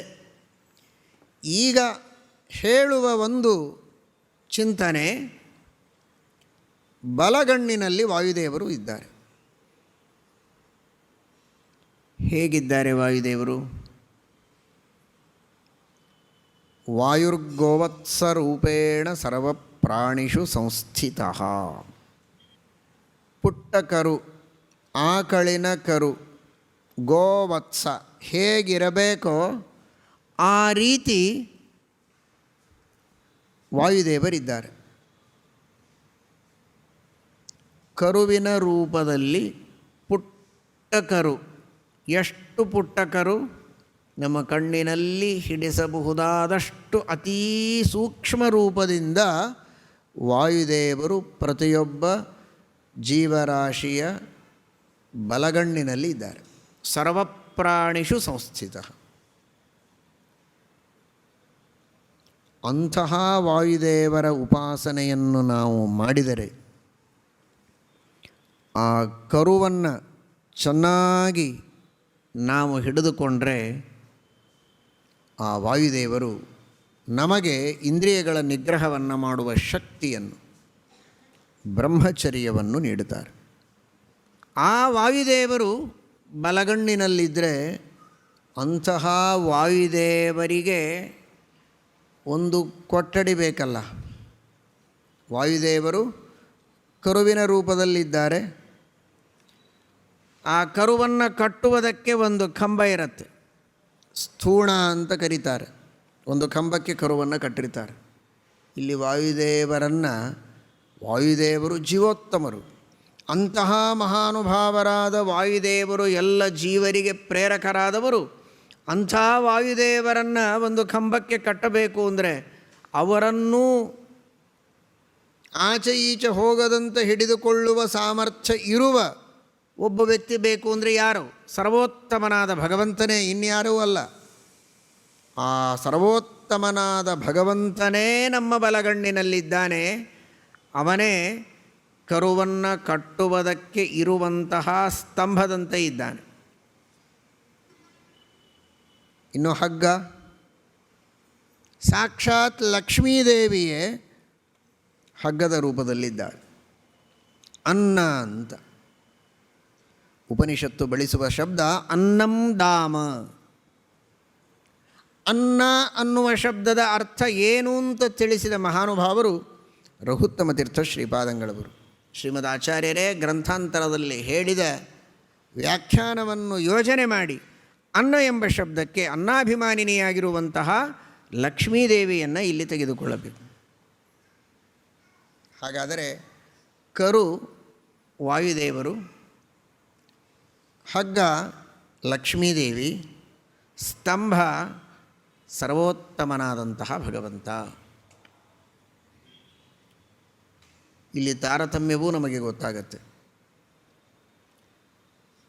ಆ ವಾಯುದೇವರನ್ನು ನೇಮನ ಮಾಡುವರು. ಕಂಬ ಹಗ್ಗ ಸೇರಿ ತಾನೇ ಆ ಕರುವನ್ನು ಆಚೆ ಈಚೆ ಹೋಗದಂತೆ ಗಟ್ಟಿಯಾಗಿ ಹಿಡಿದುಕೊಳ್ಳೋದು. ಹಾಗಾದರೆ ಲಕ್ಷ್ಮೀನಾರಾಯಣರು ಇಬ್ಬರೂ ಕೂಡ ವಾಯುದೇವರಿಗೆ ನಿಯಾಮಕರಾಗಿ, ಪ್ರೇರಕರಾಗಿ, ಆ ವಾಯುದೇವರಿಗೆ ಯಾವ ಕಾರ್ಯವನ್ನು ಪರಮಾತ್ಮ ಆದೇಶ ಮಾಡಿದ್ದಾನೆ ಆ ಕಾರ್ಯವನ್ನು ಮಾಡುವಂತೆ ವಿಶೇಷವಾದ ಶಕ್ತಿಯನ್ನೂ ಕೊಟ್ಟು ರಕ್ಷಕರಾಗಿಯೂ ಇರುವಂಥವರು ಇವರಿಬ್ಬರು. ಅವರ ಅಧೀನರಾಗಿ ವಾಯುದೇವರು ಇನ್ನುಳಿದ ಎಲ್ಲ ಜೀವರಾಶಿಗಳಿಗೂ ನಿಯಾಮಕರಾಗಿ ಪ್ರೇರಕರಾಗಿರ್ತಾರೆ ಅಂತನ್ನುವ ಒಂದು ತತ್ವವನ್ನು ಇಲ್ಲಿ ನಮಗೆ ತಿಳಿಸಿಕೊಡ್ತಾರೆ. ಹಾಗಾದರೆ ನಮ್ಮ ಮನಸ್ಸು ಆಚೆ ಈಚೆ ಹೋಗ್ತಾ ಇದೆ, ಇಂದ್ರಿಯಗಳು ವಿಷಯಗಳ ಕಡೆಗೆ ಧಾವಿಸ್ತಾ ಇವೆ ಅಂತಾದರೆ ಬಲಗಣ್ಣಿನಲ್ಲಿ ಸನ್ನಿಹಿತರಾದ ವಾಯುದೇವರ ಸ್ಮರಣೆಯನ್ನು ಮಾಡಿ ಅಂತ ರಘುತ್ತಮ ತೀರ್ಥ ಶ್ರೀಪಾದಂಗಳವರು, ಶ್ರೀಮದ್ ಆನಂದ ತೀರ್ಥ ಭಗವತ್ಪಾದಾಚಾರ್ಯರು ನಮಗೆ ತಿಳಿಸಿಕೊಡ್ತಾರೆ. ಉಪನಿಷತ್ತಿನ ವ್ಯಾಖ್ಯಾನವನ್ನು ಮಾಡ್ತಾ ವಾಯುದೇವರಿದ್ದಾರೆ ಕರುವಿನ ರೂಪದಲ್ಲಿ, ಲಕ್ಷ್ಮೀದೇವಿ ಹಗ್ಗದ ರೂಪದಲ್ಲಿದ್ದಾಳೆ, ಪರಮಾತ್ಮ ಸ್ತಂಭದ ರೂಪದಲ್ಲಿ ನಿಂತಿದ್ದಾನೆ. ಅಂತಹ ಸ್ತಂಭಕ್ಕೆ ಕಟ್ಟಿದ ಕರು ವಾಯುದೇವರು ಅಂತ ಚಿಂತನೆ ಮಾಡಿ. ಈ ವಾಯುದೇವರ ಬಗ್ಗೆ ನಾವು ಚಿಂತನೆ ಮಾಡೋದಲ್ಲ, ಚಿಂತನೆ ಮಾಡ್ತಾರೆ, ಉಪಾಸನೆ ಮಾಡ್ತಾರೆ ದೇವತೆಗಳು ಅಂತ ತಿಳಿದುಕೊಂಡರೆ ಸಾಕು.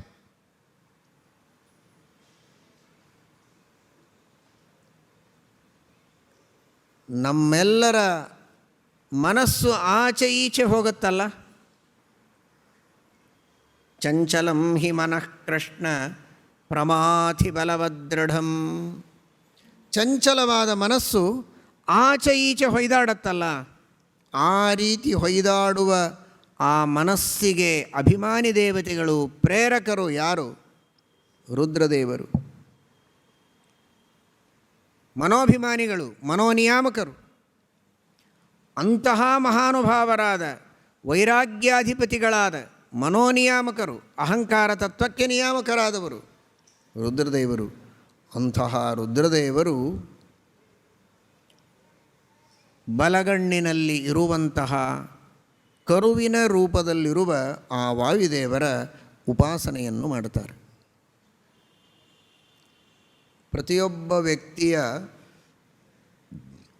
ಕಣ್ಣಿನಲ್ಲಿ ಕೆಂಪು ಸೂಕ್ಷ್ಮವಾದ ರೇಖೆಗಳಿರುತ್ತೆ, ಸೂಕ್ಷ್ಮವಾದ ನರಗಳು. ಲೋಹಿನ್ಯ, ಆ ಕೆಂಪಾದ ರೇಖೆಗಳಂತೆ ಇರುವ ಏನು ಸೂಕ್ಷ್ಮ ನರಗಳಿವೆ, ನಾಡಿಗಳಿವೆ, ಅವುಗಳಲ್ಲಿ ರುದ್ರದೇವರು ಸನ್ನಿಹಿತರಾಗಿರ್ತಾರೆ. ಅಲ್ಲಿ ಸನ್ನಿಹಿತರಾಗಿದ್ದು ರುದ್ರದೇವರು ಆ ಕಣ್ಣಿನಲ್ಲಿರುವಂತಹ ವಾಯುದೇವರ ಉಪಾಸನೆಯನ್ನು ಮಾಡ್ತಾರೆ ಅಂತ ನಾವು ಚಿಂತನೆ ಮಾಡಿದರೆ ನಮ್ಮ ಮನಸ್ಸು ನಮ್ಮ ಹತೋಟಿಯಲ್ಲಿರುತ್ತೆ. ಮನಸ್ಸಿಗೆ ಅಭಿಮಾನಿಗಳು, ಪ್ರೇರಕರು ರುದ್ರದೇವರು. ಅಂತಹ ರುದ್ರದೇವರು ನಮ್ಮ ಕಣ್ಣಿನಲ್ಲಿಯೇ ಇದ್ದು ಕಣ್ಣಿನಲ್ಲಿಯೇ ಇರುವಂತಹ ವಾಯುದೇವರನ್ನು ಹಾಗೂ ಲಕ್ಷ್ಮೀನಾರಾಯಣರನ್ನು ಉಪಾಸನೆ ಮಾಡ್ತಾರೆ ಅಂತ ನಾವು ಚಿಂತನೆ ಮಾಡಿದರೆ ರುದ್ರದೇವರಿಗೆ ಬಹಳ ಸಂತೋಷವಾಗಿ ಯಾವ ದೇವರ ಉಪಾಸನೆಯನ್ನು ನಾವು ಮಾಡ್ತೇವೆ ಅದನ್ನು ಈ ಜೀವ ತಿಳಿದುಕೊಂಡಿದ್ದಾನೆ. ನಾನು ಯಾರಲ್ಲಿ ಭಕ್ತಿ ಮಾಡುತ್ತೇನೆ, ಯಾರ ಉಪಾಸನೆಯನ್ನು ಮಾಡುತ್ತೇನೆ ಎನ್ನುವುದನ್ನು ಚೆನ್ನಾಗಿ ತಿಳಿದುಕೊಂಡು ಇವನು ಚಿಂತನೆ ಮಾಡ್ತಾ ಇದ್ದಾನೆ ಅಂತ ನಮ್ಮ ಮೇಲೆ ವಿಶೇಷವಾಗಿ ಸಂತೋಷಪಟ್ಟು ಪ್ರೀತಿಯಿಂದ ನಮ್ಮ ಮನಸ್ಸನ್ನು ನಮಗೆ ನಿಗ್ರಹ ಮಾಡುವ ಶಕ್ತಿಯನ್ನು ರುದ್ರದೇವರು ಕೊಡ್ತಾರೆ. ಸಾಮಾನ್ಯವಾಗಿ ತಂದೆ ತಾಯಿಗಳು ಮಕ್ಕಳನ್ನು ಪ್ರೀತಿಸ್ತಾರೆ. ಆ ಮಕ್ಕಳನ್ನು ಯಾರಾದರೂ ಮುದ್ದಾಡಿಸಿದರೆ ಅವರ ಮೇಲೂ ಅವರಿಗೆ ಪ್ರೀತಿ. ಮಕ್ಕಳಿಗೆ ಯಾರಾದರೂ ಬೈದರೆ ಸಿಟ್ಟು ಬರುತ್ತೆ. ಇದು ದೊಡ್ಡವರಿಗೆ ಚಿಕ್ಕವರ ಮೇಲಿರುವ ಪ್ರೀತಿ, ವಾತ್ಸಲ್ಯ. ಅದರ ಫಲ ಯಾರು ಅವರನ್ನು ಪ್ರೀತಿಸ್ತಾರೋ ಅವರೆಲ್ಲರ ಮೇಲೆ ಪ್ರೀತಿ. ಅವರ ಮೇಲೆ ಯಾರಾದರೂ ಸಿಟ್ಟು ಮಾಡಿದರೆ, ದ್ವೇಷ ಮಾಡಿದರೆ ಅವರ ಮೇಲೆ ಇವರಿಗೂ ಸಿಟ್ಟು, ದ್ವೇಷ. ಇನ್ನು ಕೆಲವು ಪ್ರಸಂಗಗಳಲ್ಲಿ ದೊಡ್ಡವರು ಮಕ್ಕಳಿಗೆ ತಂದೆ ತಾಯಿಗಳ ಬಗ್ಗೆ ಪ್ರೀತಿ. ಆ ತಂದೆ ತಾಯಿಗಳನ್ನು ಯಾರಾದರೂ ಹೊಗಳಿದರೆ ಅವರಿಗೆ ಸಂತೋಷ. ಮಕ್ಕಳಿಗೆ ತಂದೆ ತಾಯಿಗಳನ್ನು ಬೈದರೆ ಅವರ ಮೇಲೆ ಸಿಟ್ಟು. ತಾನು ತನ್ನ ತಂದೆ ತಾಯಿಗಳನ್ನು ಭಕ್ತಿಯಿಂದ ಸೇವೆ ಮಾಡುವುದನ್ನು, ಗೌರವಿಸುವುದನ್ನು ಯಾರು ಗೌರವಿಸ್ತಾರೋ ಅವರ ಮೇಲೂ ಬಹಳ ಗೌರವ, ಪ್ರೀತಿ, ವಿಶ್ವಾಸ. ನಿಮ್ಮ ತಂದೆ ತಾಯಿಗಳನ್ನು ಬಹಳ ಚೆನ್ನಾಗಿ ಭಕ್ತಿಯಿಂದ ನೋಡಿಕೊಳ್ತೀರಾ, ಬಹಳ ಗೌರವದಿಂದ ನೀವು ನೋಡಿಕೊಳ್ತೀರಿ, ಬಹಳ ಸೇವೆಯನ್ನು ಮಾಡ್ತೀರಿ. ಇದನ್ನು ನೋಡಿ ನಮಗೆ ಬಹಳ ಸಂತೋಷವಾಗಿದೆ ಅಂತ ಇಷ್ಟು ಹೇಳಿದರೆ ಸಾಕು, ಅವನಿಗೆ ಬಹಳ ಸಂತೋಷ ಆಗ್ತದೆ. ಯಾಕೆ ಅಂದರೆ ಅವನು ಅದರಲ್ಲಿಯೇ ಮುಳುಗಿದ್ದಾನೆ. ತಂದೆ ತಾಯಿಗಳ ಸೇವೆಯೇ ತನ್ನ ಜೀವನದ ಗುರಿ ಅಂತ ಅಂದ್ಕೊಂಡಿದ್ದಾನೆ, ತನ್ನ ಜೀವನದ ಒಂದು ಧ್ಯೇಯ ಅಂತಂದುಕೊಂಡಿದ್ದಾನೆ. ಅದನ್ನು ಗುರುತಿಸಿ, ಗಮನಿಸಿ, ಗೌರವಿಸಿದಾಗ ಅವನಿಗೆ ಬಹಳ ಸಂತೋಷವಾಗುತ್ತೆ. ನಿಮಗೇನು ಬೇಕೋ ಆ ಸಹಾಯ ಮಾಡೋದಕ್ಕೆ ಅವನು ಸಿದ್ಧ.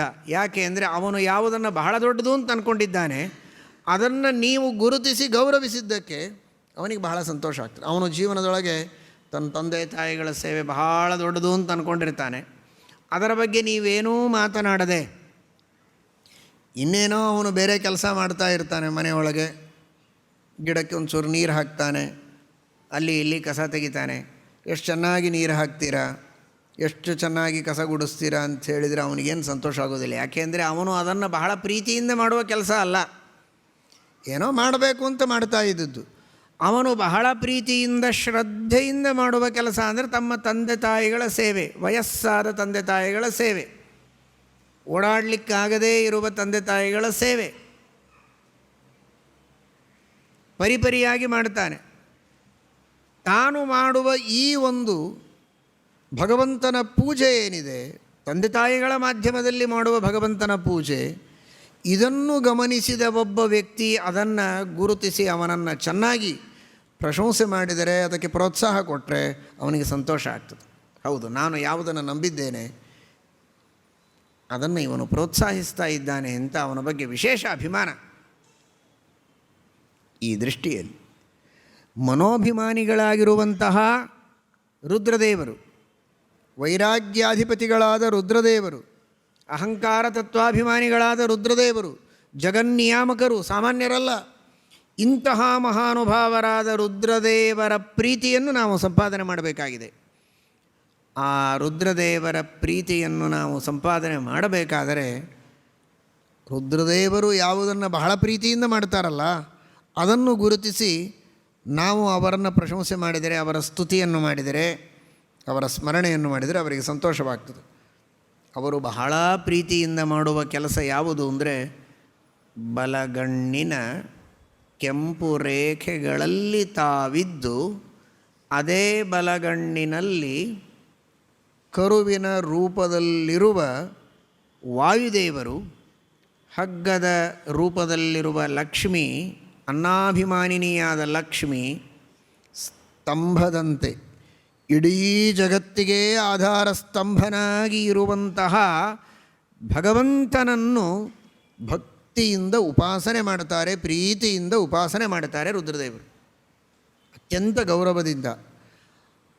ಈ ಅವರ ಉಪಾಸನೆಯನ್ನು ನಾವು ಸ್ಮರಣೆ ಮಾಡಿದರೆ ಸಾಕು.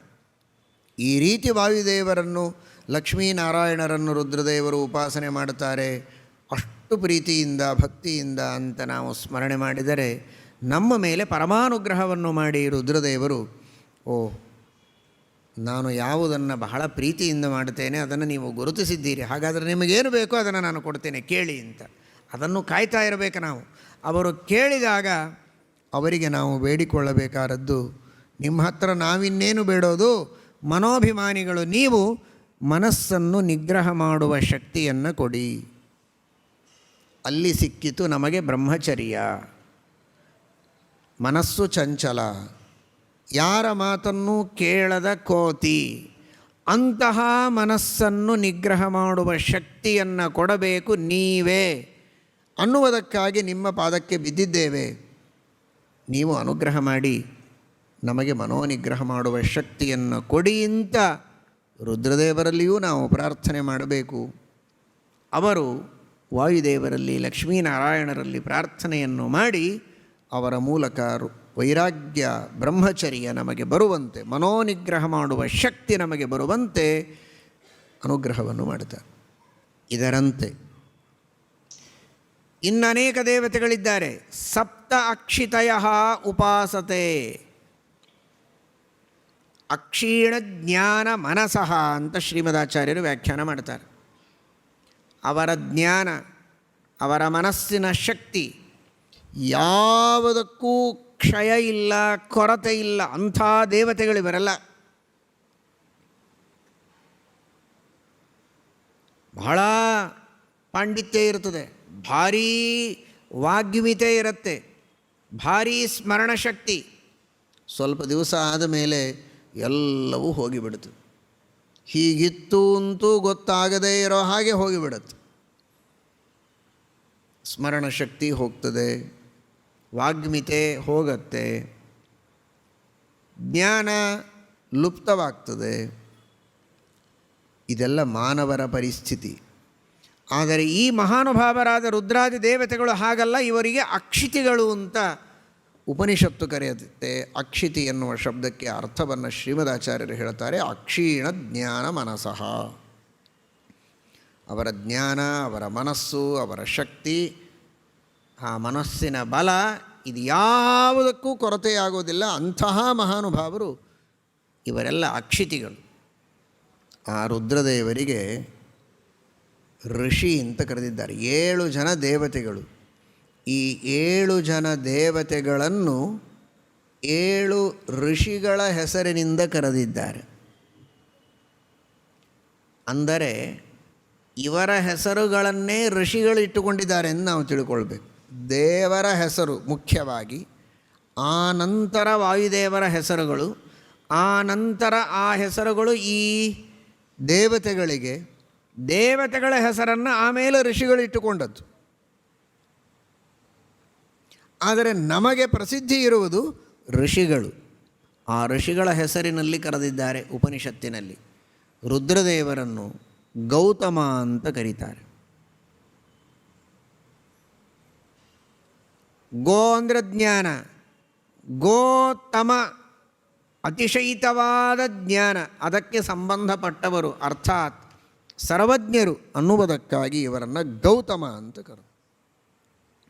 ಆ ಗೌತಮ ಎಂಬ ಹೆಸರಿನಿಂದ ಸರ್ವಜ್ಞರಾಗಿ ಎಲ್ಲವನ್ನು ತಿಳಿದುಕೊಂಡು ಯಾವಾಗಲೂ ಭಗವಂತನ ಉಪಾಸನೆಯನ್ನು ಮಾಡುವಂತಹ ರುದ್ರದೇವರು ವಾಯುದೇವರನ್ನು ನಮ್ಮ ಬಲಗಣ್ಣಿನಲ್ಲಿ ಉಪಾಸನೆ ಮಾಡುತ್ತಾರೆ.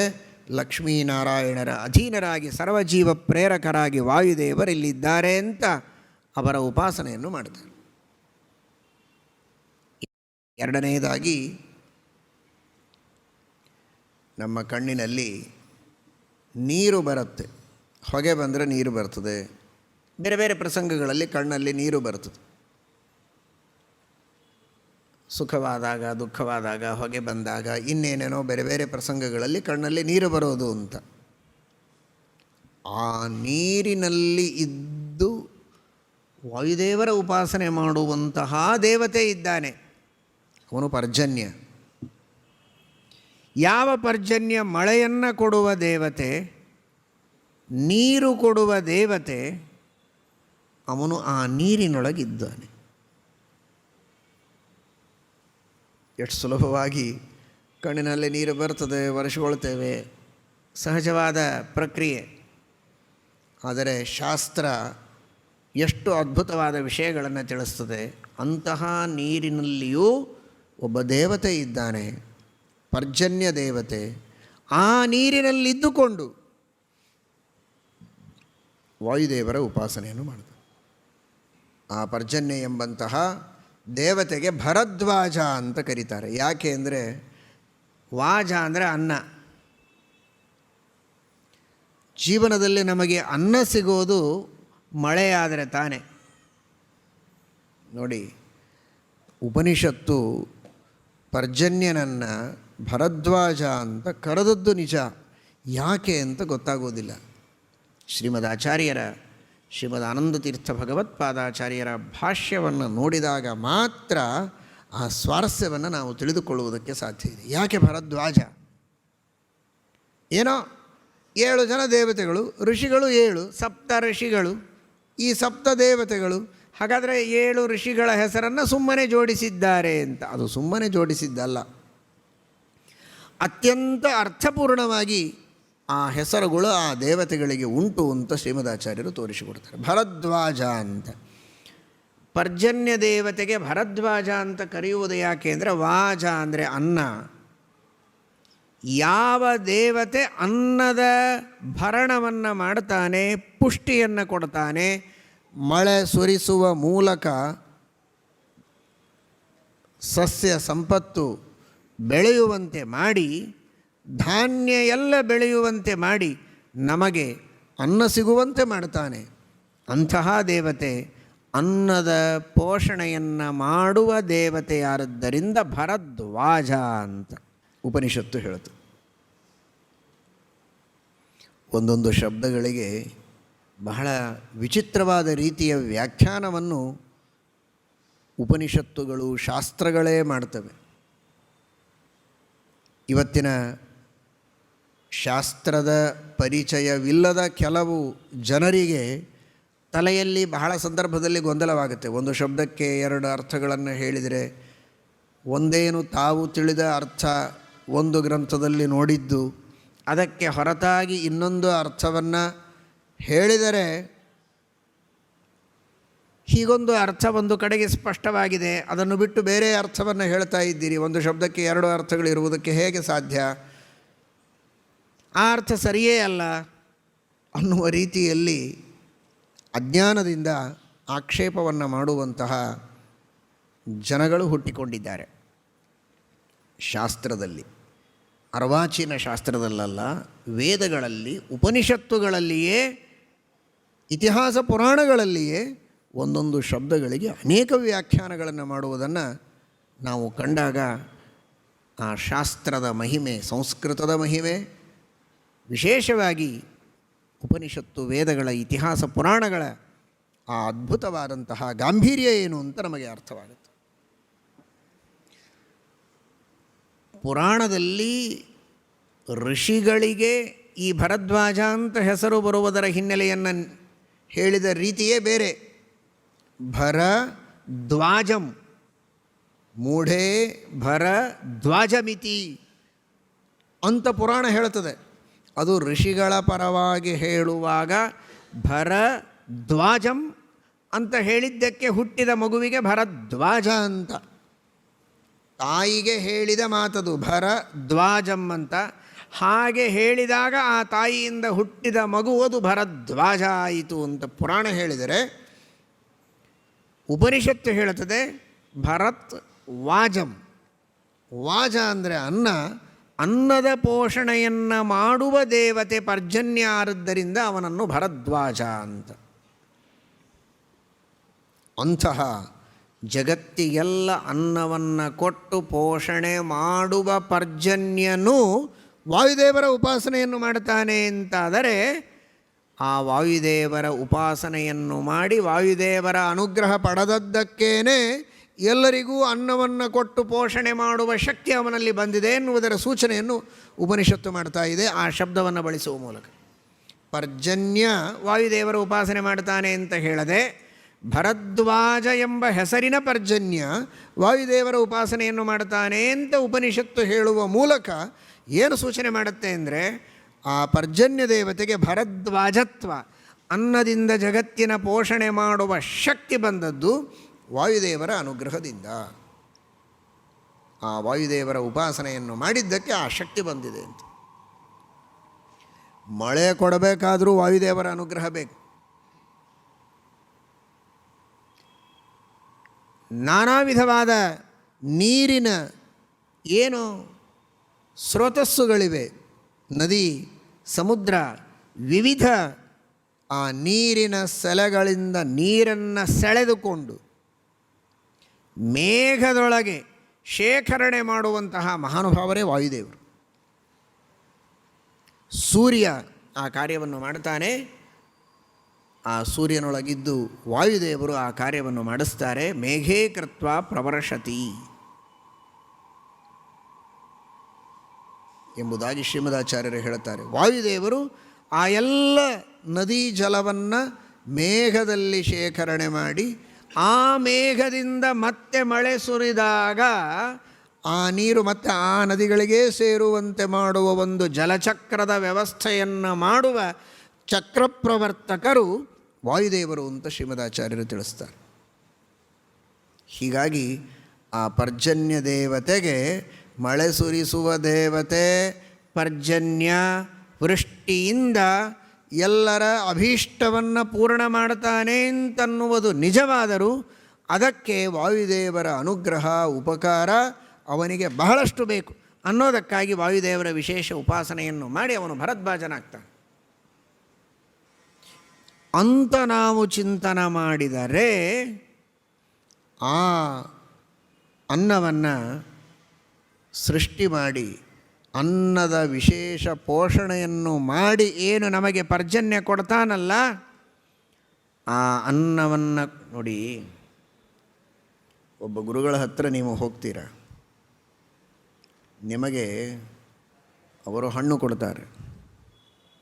ಉತ್ತತ್ತಿ ಕೊಡ್ತಾರೆ, ಮಂತ್ರಾಕ್ಷತೆ ಕೊಡ್ತಾರೆ, ತೀರ್ಥ ಏನೋ ಒಂದನ್ನು ಕೊಡ್ತಾರೆ. ಯತಿಗಳಾಗಿರಬಹುದು, ವಿದ್ವಾಂಸರಾಗಿರಬಹುದು, ಮಂದಿರದಲ್ಲಿ ಅರ್ಚಕರಾಗಿರ್ಬೋದು. ಕೊಡುವಾಗ ಒಂದು ಸಂಕಲ್ಪವನ್ನು ಮಾಡಿ ಕೊಡ್ತಾರೆ, ದೇವರಿಗೆ ಪ್ರಾರ್ಥನೆಯನ್ನು ಮಾಡಿ ಕೊಡ್ತಾರೆ. ಹಾಗೆ ಕೆಲಸವಾಗತ್ತೆ. ಹೌದು ಅಲ್ವೋ? ಇವನಿಗೆ ಒಳ್ಳೆ ಉದ್ಯೋಗ ಸಿಗಬೇಕು ಅಂತ ದೇವರಲ್ಲಿ ವಿಶೇಷ ಪ್ರಾರ್ಥನೆಯನ್ನು ಮಾಡಿ ಅಭಿಮಂತ್ರಣೆ ಮಾಡಿ ಮಂತ್ರಾಕ್ಷತೆ ಫಲವನ್ನು ಕೊಡಬಹುದು, ತೀರ್ಥವನ್ನು ಕೊಡಬಹುದು, ಕುಂಕುಮವನ್ನು ಕೊಡಬಹುದು. ಯಾವುದೋ ಒಂದು ದೇವರ ಪ್ರಸಾದ. ಆ ಪ್ರಸಾದದ ಮಾಧ್ಯಮದಲ್ಲಿ ದೇವರ ಅನುಗ್ರಹವನ್ನು ಪ್ರಾರ್ಥಿಸಿ ಕೊಡ್ತಾರೆ ಕೊಡುವವರು ಸಂಕಲ್ಪಪೂರ್ವಕವಾಗಿ. ಹಾಗೆ ಆ ಹಣ್ಣು, ಆ ಫಲ ಕೆಲಸ ಮಾಡುತ್ತೆ. ಸಂತಾನ, ಆಯುಷ್ಯ, ಆರೋಗ್ಯ, ಐಶ್ವರ್ಯ ಇತ್ಯಾದಿ. ಈಗ ಪರ್ಜನ್ಯ ಎಂಬ ದೇವತೆ ಮಳೆ ಸುರಿಸುವ ಮೂಲಕ ಅನ್ನವನ್ನು ಕೊಡುವ ದೇವತೆ ಭರದ್ವಾಜ. ಹಾಗಾದರೆ ಇವನೊಬ್ಬ ಸಾಮಾನ್ಯ ಅರ್ಚಕ ಅಲ್ಲ, ಸಾಮಾನ್ಯ ವಿದ್ವಾಂಸನಲ್ಲ, ಒಬ್ಬ ದೇವತೆ. ಆ ದೇವತೆಯಾಗಿ ನಮಗೆ ವಾಜವನ್ನು, ಅನ್ನವನ್ನು ಕೊಡ್ತಾ ಇದ್ದಾನೆ. ಕೊಡುವಾಗ ಈ ಅನ್ನವನ್ನು ತಿಂದ ಈ ಪ್ರಾಣಿಗಳಿಗೆ, ಜೀವಗಳಿಗೆ ಸದ್ಬುದ್ಧಿ ಬರಲಿ ಅಂತ ಹರಿಸಿಕೊಟ್ಟರೆ ನಮಗೆ ಸದ್ಬುದ್ಧಿ ಬರುತ್ತೆ. ಬ್ರಹ್ಮಚರ್ಯ ಇರಲಿ, ಇವರ ಎಲ್ಲ ಈ ಅನ್ನವನ್ನು ತಿಂದರೆ ಶಕ್ತಿ ಬರುತ್ತೆ. ಆ ಶಕ್ತಿಯಿಂದ ವಿವಿಧ ಇಂದ್ರಿಯಗಳಿಂದ ವಿವಿಧ ಕಾರ್ಯಗಳನ್ನು ಮಾಡುತ್ತಾರೆ. ಮಾಡಬಾರದ ಕೆಲಸಗಳನ್ನು ಮಾಡುವುದು ಬೇಡ. ನಾನು ಕೊಟ್ಟ ಅನ್ನವನ್ನು ಉಣ್ಣುವುದರಿಂದ ಬಂದ ಶಕ್ತಿಯಿಂದ ಎಲ್ಲ ಇಂದ್ರಿಯಗಳು ಭಗವಂತನ ಸೇವೆಯನ್ನೇ ಮಾಡುವಂತಾಗಲಿ ಅಂತ ಹರಿಸಿ ಅವನು ಅನ್ನವನ್ನು ನಮಗೆ ಕೊಟ್ಟದ್ದೇ ಆದರೆ ಆ ಅನ್ನ ನಮಗೇನು ಮಾಡುತ್ತೆ? ಬ್ರಹ್ಮಚರ್ಯವನ್ನು ನೀಡುತ್ತೆ. ಅನ್ನುವ ದೃಷ್ಟಿಯಲ್ಲಿ ಬ್ರಹ್ಮಚರ್ಯವನ್ನು ಬಯಸುವ ಸಾಧಕರು ಈ ಉಪಾಸನೆಯನ್ನು ಮಾಡಬೇಕು ಅಂತ ಉಪನಿಷತ್ತು ಹೇಳುತ್ತದೆ. ಅದನ್ನು ನಮಗೆ ಶ್ರೀಮದ್ ಆಚಾರ್ಯರು ರಘುತ್ತಮ ತೀರ್ಥ ಶ್ರೀಪಾದಂಗಳವರು ತಿಳಿಸಿಕೊಡುತ್ತಾರೆ. ಪರ್ಜನ್ಯ, ಭರದ್ವಾಜ ವಾಯುದೇವರ ಉಪಾಸನೆಯನ್ನು ಮಾಡುತ್ತಾನೆ. ನಮ್ಮ ಕಣ್ಣಿನ ನೀರಿನೊಳಗಿದ್ದು ಉಪಾಸನೆಯನ್ನು ಮಾಡಿ ತಾನು ಆ ವಾಯುದೇವರ, ಲಕ್ಷ್ಮೀನಾರಾಯಣರ ಅನುಗ್ರಹವನ್ನು ಪಡೆದು ಅವರಿಗೆ ಪ್ರಾರ್ಥನೆ ಮಾಡಿ ಭಕ್ತಿಯಿಂದ ನಮಗೋಸ್ಕರ ಬೇಡಿಕೊಂಡು ನಮಗೆ ನಿಮಗೆಲ್ಲ ವಾಜವನ್ನು ಕೊಡ್ತಾನೆ, ಅನ್ನವನ್ನು ನೀಡುತ್ತಾನೆ ಅಂತ ಅನುಸಂಧಾನ ಮಾಡಿ ನಾವು ತುತ್ತು ಬಾಯಿಯಲ್ಲಿ ಹಾಕಿದರೆ ಭಕ್ತಿಯಿಂದ ಒಬ್ಬ ಅಭಿಮಂತ್ರಣ ಮಾಡಿ ಕೊಟ್ಟ ಫಲವನ್ನು ಸ್ವೀಕಾರ ಮಾಡಿದಾಗ ಆ ಉದ್ದೇಶ ಈಡೇರುವಂತೆ ಅತ್ಯಂತ ಭಕ್ತಿಯಿಂದ ಅಭಿಮಂತ್ರಣ ಮಾಡಿ ಆ ಪರ್ಜನ್ಯ ಕೊಟ್ಟ ಅನ್ನವನ್ನು ನಾವು ಉಂಡರೆ ಆ ಅನ್ನ ನಮಗೆ ಶಕ್ತಿ ಕೊಡುತ್ತೆ. ಆದರೆ ಆ ಶಕ್ತಿಯಿಂದ ನಮ್ಮ ಮನಸ್ಸು, ಇಂದ್ರಿಯಗಳು ಆಚೆ ಈಚೆ ಹೋಗುವುದಿಲ್ಲ, ಪರಬ್ರಹ್ಮನ ಕಡೆಗೇನೇ ಹೋಗುತ್ತೆ. ಬ್ರಹ್ಮಚರ್ಯ ನಮಗೆ ಬರುತ್ತೆ. ಆ ರೀತಿ ನಮಗೆ ಅನುಗ್ರಹ ಮಾಡುತ್ತದೆ.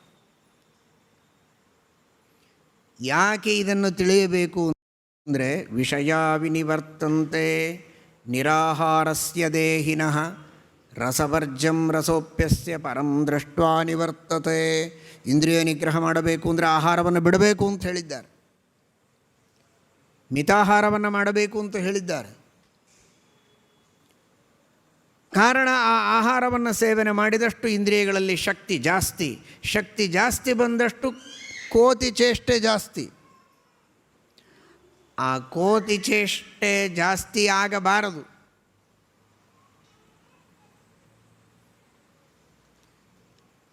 ಹಾಗಾದರೆ ಈ ಮನಸ್ಸು ಇಂದ್ರಿಯಗಳು ಹತೋಟಿಯಲ್ಲಿರಬೇಕು, ಆಹಾರ ನಿಗ್ರಹ ಮಾಡಬೇಕು.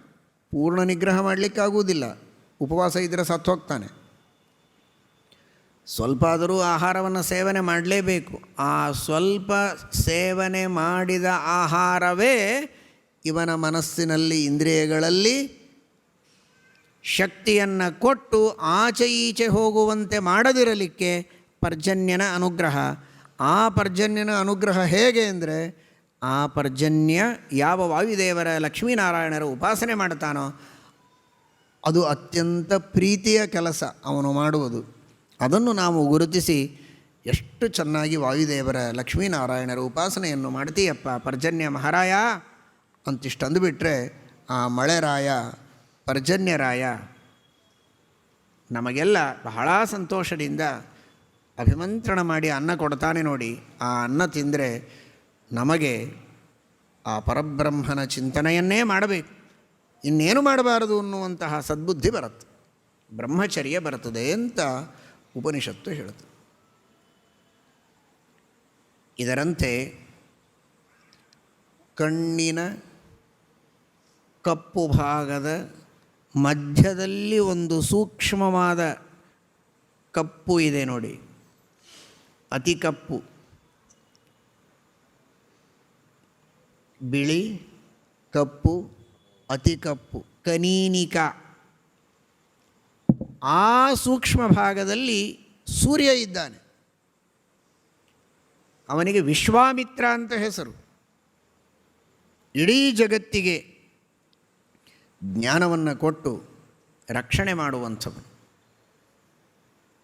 ಅಂತಹ ಆ ವಿಶ್ವಾಮಿತ್ರ ಜಗತ್ತಿಗೆಲ್ಲ ಬಾಹ್ಯವಾದ ಪದಾರ್ಥಗಳ ಜ್ಞಾನವನ್ನು ನೀಡಿ ರಕ್ಷಣೆ ಮಾಡುವಂತಹ ವಿಶ್ವಾಮಿತ್ರ ಎಂಬ ಹೆಸರಿನ ಸೂರ್ಯ ನಮ್ಮ ಕಣ್ಣಿನಲ್ಲಿದ್ದು ವಿಶ್ವಂ ವಿಜ್ಞಾಪಯನ್ ನಿತ್ಯಂ. ನಮ್ಮ ಕಣ್ಣಿನೊಳಗಿದ್ದಾನೆ ಅವನು ವಿಶ್ವಾಮಿತ್ರ. ಅವನು ವಾಯುದೇವರ ಉಪಾಸನೆಯನ್ನು ಮಾಡ್ತಾನೆ. ಮತ್ತೆ ಕರುವಿನ ರೂಪದಲ್ಲಿರುವ ವಾಯುದೇವರು ಲಕ್ಷ್ಮೀನಾರಾಯಣರ ಉಪಾಸನೆಯನ್ನು ಆ ಸೂರ್ಯ ಮಾಡ್ತಾನೆ.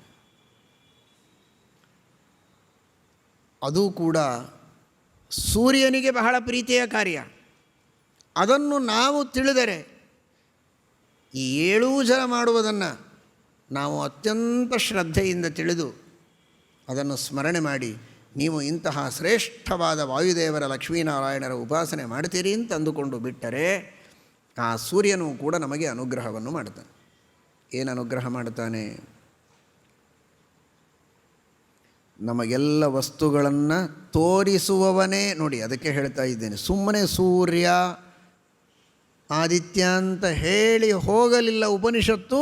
ವಿಶ್ವಾಮಿತ್ರ ಅಂತ ಕರೆದಿದೆ ಆ ಸೂರ್ಯನನ್ನು. ವಿಶ್ವವನ್ನು ತಿಳಿಸುವ ವಿಶ್ವಾಮಿತ್ರ ಅಂತ. ಆ ವಿಶ್ವವನ್ನು ತಿಳಿಸುವ, ಪ್ರಪಂಚವನ್ನು ತಿಳಿಸುವ ವಿಶ್ವಾಮಿತ್ರ ಸೂರ್ಯ ಅಂತ. ಹಾಗಾದರೆ ನಮಗೆ ನಿಮಗೆಲ್ಲ ಈ ಪ್ರಪಂಚವನ್ನು ತೋರಿಸುವ ಸೂರ್ಯ ಆ ಪ್ರಪಂಚವನ್ನು ತೋರಿಸುವಾಗ, ಪ್ರಪಂಚವನ್ನು ನಮಗೆ ತೋರಿಸುವಾಗ ಆ ಪ್ರಪಂಚ ಇದು ಭಗವಂತನ ಸೃಷ್ಟಿ, ಇದೇ ಆಕಾರದಲ್ಲಿ ಈ ಪ್ರಪಂಚದೊಳಗೆ ಭಗವಂತ ಇದ್ದಾನೆ ಎಂಬುದಾಗಿ ತಿಳಿಯಿರಿ. ಈ ಪ್ರಪಂಚ ಸ್ವತಂತ್ರ ಅಲ್ಲ.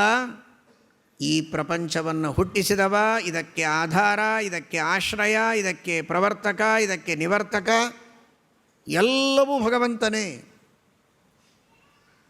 ಆ ದೃಷ್ಟಿಯಲ್ಲಿ ಜಗತ್ತನ್ನು ನೋಡಿ ಅಂತ ನಮಗೆ ಆ ದೃಷ್ಟಿಯನ್ನು ಸೂರ್ಯ ನೀಡಿ ನಮ್ಮ ಕಣ್ಣಿಗೆ ವಿಶೇಷವಾಗಿ ಹಾಗೂ ಇನ್ನಿತರ ಇಂದ್ರಿಯಗಳಿಗೂ ಕೂಡ ಬ್ರಹ್ಮಚರ್ಯ ಬರುವಂತೆ, ಬ್ರಹ್ಮನ ಕಡೆಗೇನೆ ದೃಷ್ಟಿ ಹೋಗುವಂತೆ ಮಾಡ್ತಾನೆ ಸೂರ್ಯ.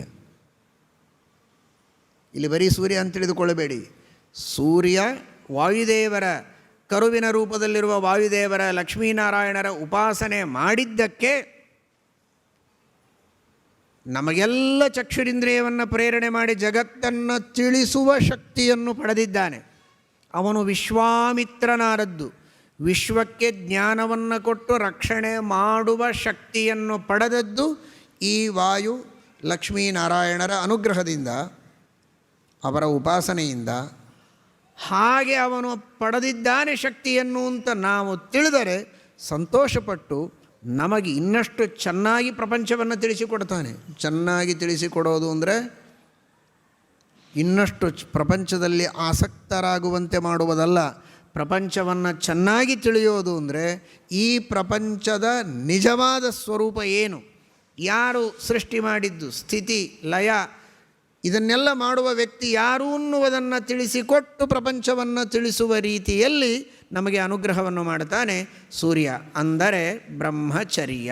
ಆಗ ನಮ್ಮ ಕಣ್ಣು ಕೇವಲ ಪ್ರಪಂಚವನ್ನು ಕಂಡಂತೆ ಆಗಲಿಲ್ಲ, ಆ ಪ್ರಪಂಚದ ಒಡೆಯನನ್ನು ಕಂಡಂತೆ ಆಯಿತು, ಅದರ ದೊರೆಯನ್ನು ಕಂಡಂತೆ ಆಯಿತು. ಅದೇ ಬ್ರಹ್ಮಚರ್ಯ. ಹಾಗಾದರೆ ಬ್ರಹ್ಮಚರ್ಯ ಬೇಕು ಅಂದರೆ ಸೂರ್ಯ ವಿಶ್ವಾಮಿತ್ರ ನಾಮಕನಾಗಿ ಕಣ್ಣಿನ ಕಪ್ಪಿನ ಸೂಕ್ಷ್ಮ ಕಪ್ಪಿನಲ್ಲಿ ಇದ್ದು ಆ ವಾಯುದೇವರ ಉಪಾಸನೆಯನ್ನು ಮಾಡ್ತಾನೆ ಅಂತ ಚಿಂತನೆ ಮಾಡಿ ನಿಮಗೆ ಬ್ರಹ್ಮಚರ್ಯವನ್ನು ಆ ಸೂರ್ಯ ಹಾಗೂ ವಾಯುದೇವರು ಲಕ್ಷ್ಮೀನಾರಾಯಣವರು ನೀಡುತ್ತಾರೆ ಅಂತ ರಘುತ್ತಮ ತೀರ್ಥ ಶ್ರೀಪಾದಂಗಳವರು ತಿಳಿಸಿಕೊಡ್ತಾರೆ. ಇದರಂತೆ ಹೊರಗೆ ಕಪ್ಪಿದೆ, ಸೂಕ್ಷ್ಮವಾದ ಕಪ್ಪು, ಅದರ ಹೊರಗೆ ಸ್ಥೂಲವಾದ ಕಪ್ಪು. ಆ ಕಪ್ಪಿನಲ್ಲಿ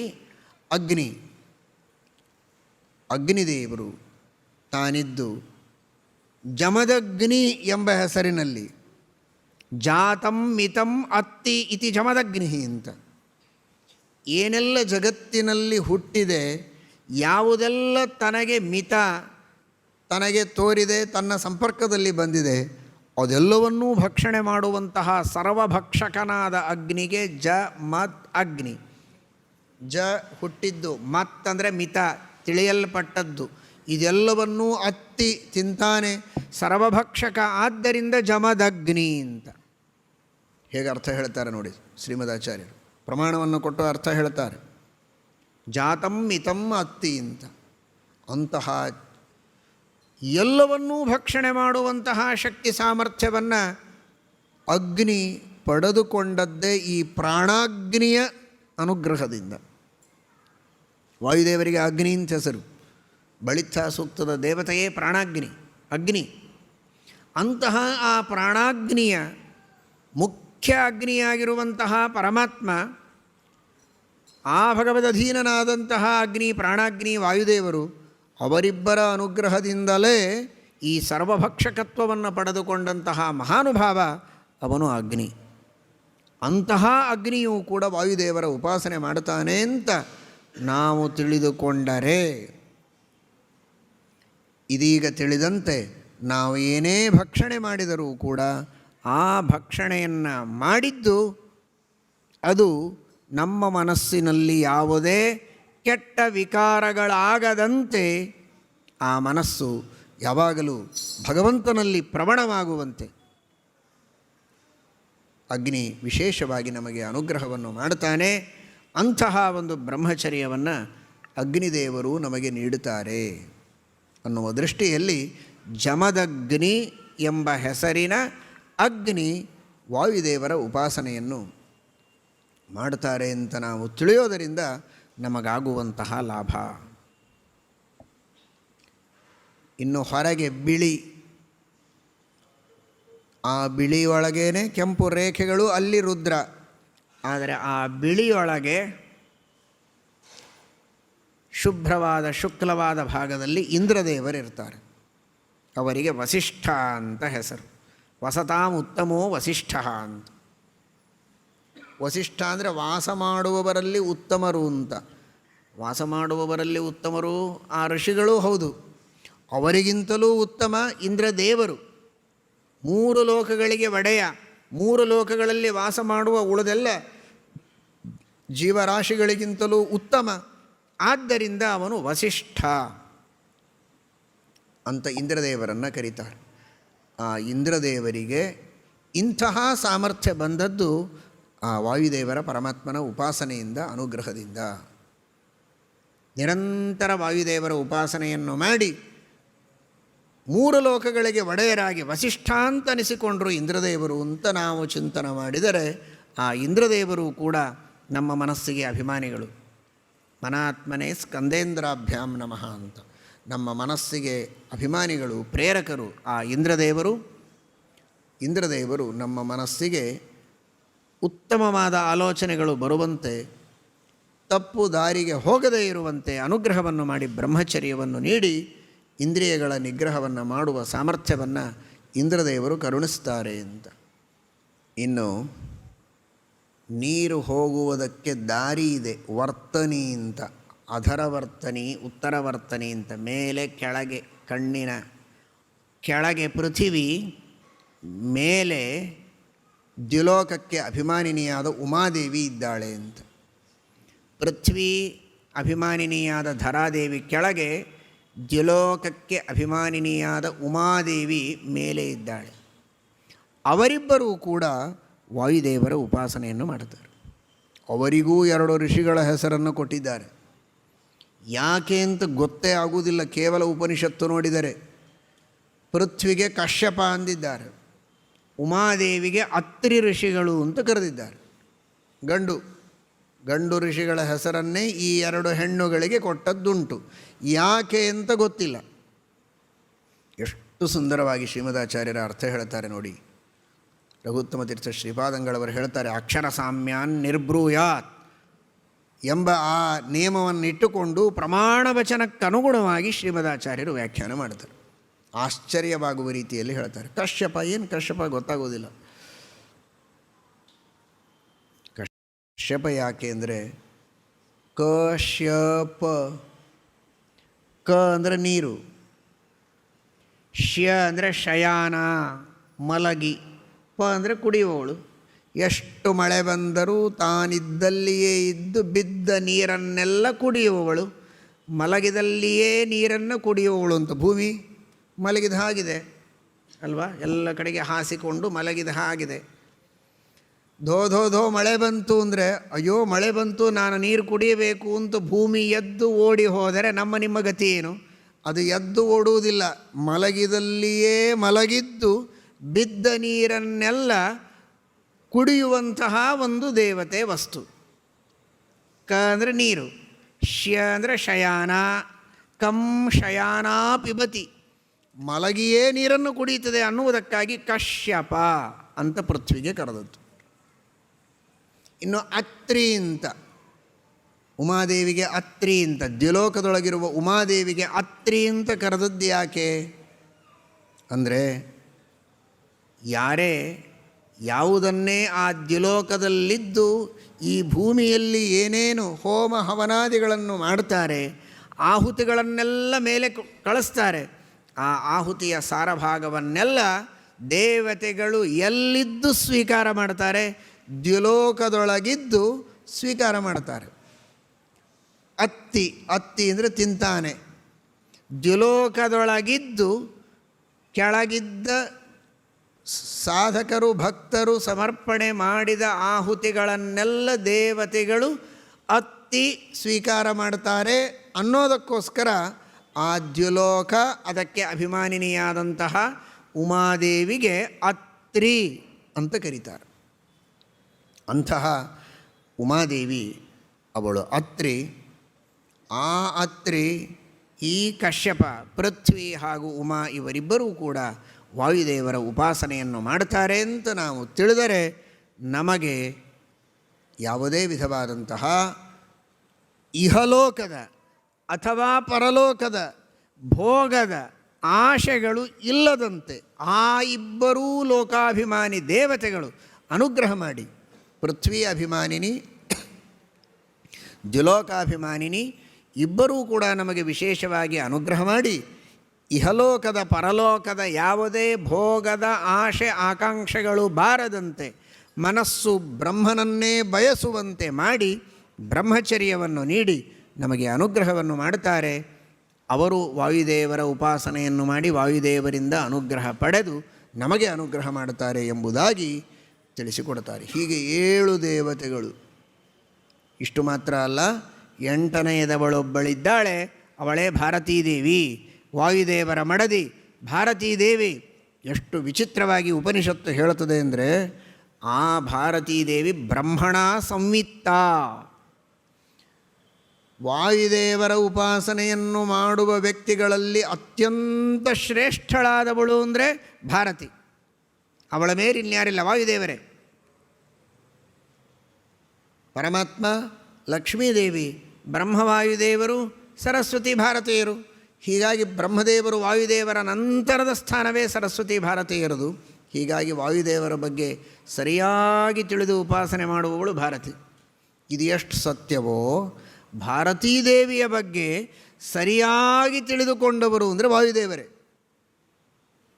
ಲಕ್ಷ್ಮೀನಾರಾಯಣರು ತಿಳಿದುಕೊಂಡಿದ್ದಾರೆ, ಆದರೆ ಲಕ್ಷ್ಮೀನಾರಾಯಣರನ್ನು ಬಿಟ್ಟು ಸಾಧಕರಾದ ಜೀವರಲ್ಲಿ ಭಾರತೀ ದೇವಿಯ ಬಗ್ಗೆ ಸರಿಯಾಗಿ ತಿಳಿದುಕೊಂಡವರು ಇನ್ನೊಬ್ಬರಿಲ್ಲ, ವಾಯುದೇವರೇ. ಅದಕ್ಕಾಗಿ ಅವಳನ್ನು ಬ್ರಹ್ಮಣ ಸಂವಿತ್ತ ಅಂತ ಉಪನಿಷತ್ತು ಕರೀತಾರೆ. ಬ್ರಹ್ಮ ಅಂದರೆ ವಾಯುದೇವರು. ವಾಯುದೇವರು ಮಾತ್ರ ಯಾರನ್ನು ಚೆನ್ನಾಗಿ ಅರ್ಥ ಮಾಡಿಕೊಂಡಿದ್ದಾರೆ, ಅಂತಹ ಭಾರತಿ ವಾಯುದೇವರನ್ನು ಚೆನ್ನಾಗಿ ಅರ್ಥ ಮಾಡಿಕೊಂಡು ಉಪಾಸನೆಯನ್ನು ಮಾಡುತ್ತಾಳೆ. ಈ 7 ದೇವತೆಗಳು ಕಣ್ಣಿನ ವಿವಿಧ ಭಾಗಗಳಲ್ಲಿದ್ದು ಆ ವಾಯುದೇವರ ಉಪಾಸನೆಯನ್ನು ಮಾಡಿದರೆ, ವಾಗ್ದೇವತೆಯಾದ ಭಾರತೀ ದೇವಿ ಅವರೆಲ್ಲರಿಗಿಂತಲೂ ವಿಶೇಷವಾಗಿ ಆ ವಾಯುದೇವರ ಉಪಾಸನೆಯನ್ನು ಮಾಡುತ್ತಾಳೆ ಅಂತ ನಾವು ತಿಳಿದು, ಅಂತಹ ವಾಯುದೇವರಿಗೂ ಲಕ್ಷ್ಮೀದೇವಿ ಪ್ರೇರಕಳಾಗಿ, ನಾರಾಯಣ ಪ್ರೇರಕನಾಗಿ, ಆಧಾರ ಸ್ತಂಭನಾಗಿ, ಸರ್ವಾಶ್ರಯನಾಗಿದ್ದಾನೆ ಅಂತ ನಾವು ಚಿಂತನೆ ಮಾಡಬೇಕು.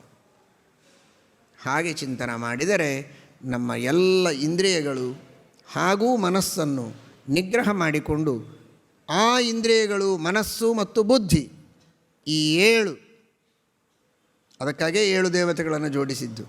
ಈ ಪಂಚಜ್ಞಾನೇಂದ್ರಿಯಗಳು, ಮನಸ್ಸು, ಬುದ್ಧಿ, ಈ 7 ಇಂದ್ರಿಯಗಳು ವಿಷಯಗಳ ಕಡೆಗೆ ಹೋಗುವಂತೆ ಅಸುರರು ನಮಗೆ ಪ್ರಚೋದನೆ ಮಾಡ್ತಾರೆ. ಇಂದ್ರಿಯಾಭಿಮಾನಿ ದೇವತೆಗಳಿದ್ದಂತೆ ದೈತ್ಯರಿದ್ದಾರೆ. ಆ ದೈತ್ಯರು ವಿಷಯಗಳ ಕಡೆಗೆ ನಮ್ಮ ಇಂದ್ರಿಯಗಳು, ಮನಸ್ಸು ಧಾವಿಸಿ ಹೋಗದಂತೆ ಅವರು ನಮ್ಮ ಇಂದ್ರಿಯಗಳನ್ನು ಆಚೆಗೆ ಪ್ರಚೋದನೆ ಮಾಡದಂತೆ ಈ ದೇವತೆಗಳು ನಮಗೆ ಅನುಗ್ರಹ ಮಾಡಬೇಕು. ಆ ದೇವತೆಗಳಿಗೆ ಪ್ರೇರಕರಾದ ವಾಯುದೇವರು, ಲಕ್ಷ್ಮೀನಾರಾಯಣರು ಅನುಗ್ರಹ ಮಾಡಬೇಕು ಅಂತ ನಾವು ಉಪಾಸನೆ ಮಾಡಿದರೆ ಬ್ರಹ್ಮಚರ್ಯವನ್ನು ಪಡೆದುಕೊಳ್ಳುವುದಕ್ಕೆ ಸಾಧ್ಯ ಇದೆ. ಇದು ಬ್ರಹ್ಮಚರ್ಯವನ್ನು ಪಡೆಯುವುದಕ್ಕೆ ಇರುವ ಆಧ್ಯಾತ್ಮಿಕವಾದಂತಹ ಉಪಾಯ. ಬಾಹ್ಯವಾದ ಉಪಾಯಗಳು ಬೇರೆ. ಆಹಾರ ನಿಗ್ರಹ ಮಾಡಬೇಕು, ಮಿತಾಹಾರ ಇರಬೇಕು, ವಿಷಯಗಳಿಂದ ದೂರ ಇರಬೇಕು, ಇದೆಲ್ಲ ಬಾಹ್ಯವಾದ ಪ್ರಯತ್ನವನ್ನು ಮಾಡಲೇಬೇಕು. ಆದರೆ ಆಧ್ಯಾತ್ಮಿಕವಾಗಿ ಮಾಡಬೇಕಾದ ಪ್ರಯತ್ನವನ್ನು ಉಪನಿಷತ್ತು ನಮಗೆ ತಿಳಿಸಿಕೊಟ್ಟಿದೆ. ಆ ತತ್ವವನ್ನು ಶ್ರೀಮದ್ ಆಚಾರ್ಯರು ರಘುತ್ತಮ ತೀರ್ಥ ಶ್ರೀಪಾದಂಗಳವರು ನಮಗೆ ಬಿಡಿಸಿ ತೋರಿಸಿದ್ದಾರೆ.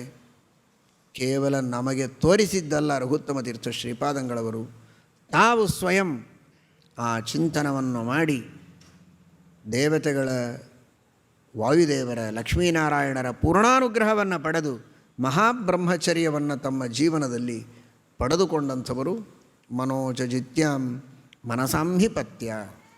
ಅಂತಹ ಒಂದು ಜ್ಞಾನಿಗಳಿಂದ ಸ್ತುತ್ಯರಾಗುವ ರೀತಿಯಲ್ಲಿ ಅವರು ಬ್ರಹ್ಮಚರ್ಯವನ್ನು ಪಡೆದಿರಬೇಕು ಅಂತಾದರೆ ಈ ಶಿಶುಬ್ರಾಹ್ಮಣದಲ್ಲಿ, ಬೃಹದಾರಣ್ಯಕದಲ್ಲಿ ಹೇಳಿದ ಈ ಉಪಾಸನೆಯನ್ನು ಎಷ್ಟು ಚೆನ್ನಾಗಿ ಮಾಡಿ ಆ ಪರಮಾತ್ಮನ, ಲಕ್ಷ್ಮೀದೇವಿಯ, ವಾಯುದೇವರ, ರುದ್ರಾದಿ ದೇವತೆಗಳ ಪರಮಾನುಗ್ರಹವನ್ನು ಪಡೆದು ಆ ಸಿದ್ಧಿಯನ್ನು ಪಡೆದಿದ್ದಾರೆ ಅಂತ ನಾವು ಊಹಿಸಿಕೊಳ್ಳಬಹುದು. ಅಂತಹ ಮಹಾನುಭಾವರು ರಘುತ್ತಮ ತೀರ್ಥ ಶ್ರೀಪಾದಂಗಳವರು ಆ ಬ್ರಹ್ಮಚರ್ಯದಿಂದಲೇ ಶ್ರೇಷ್ಠವಾದ ಜ್ಞಾನವನ್ನು ಪಡೆದು ಜಗತ್ತಿಗೂ ಜ್ಞಾನವನ್ನು ನೀಡಿ ಜಗತ್ತಿನ ಉದ್ಧಾರವನ್ನು ಮಾಡಿದ್ದಾರೆ. ನಮ್ಮ ಯೋಗ್ಯತೆಗೆ ತಕ್ಕಷ್ಟು ಬ್ರಹ್ಮಚರ್ಯಾದಿ ಸದ್ಗುಣಗಳನ್ನು ನೀಡಿ ಅನುಗ್ರಹ ಮಾಡಲಿ ಅಂತ ಅವರಲ್ಲಿ ಪ್ರಾರ್ಥನೆಯನ್ನು ಮಾಡೋಣ. ಹರಯೇ ನಮಃ. ಶ್ರೀಕೃಷ್ಣಾರ್ಪಣಮಸ್ತು.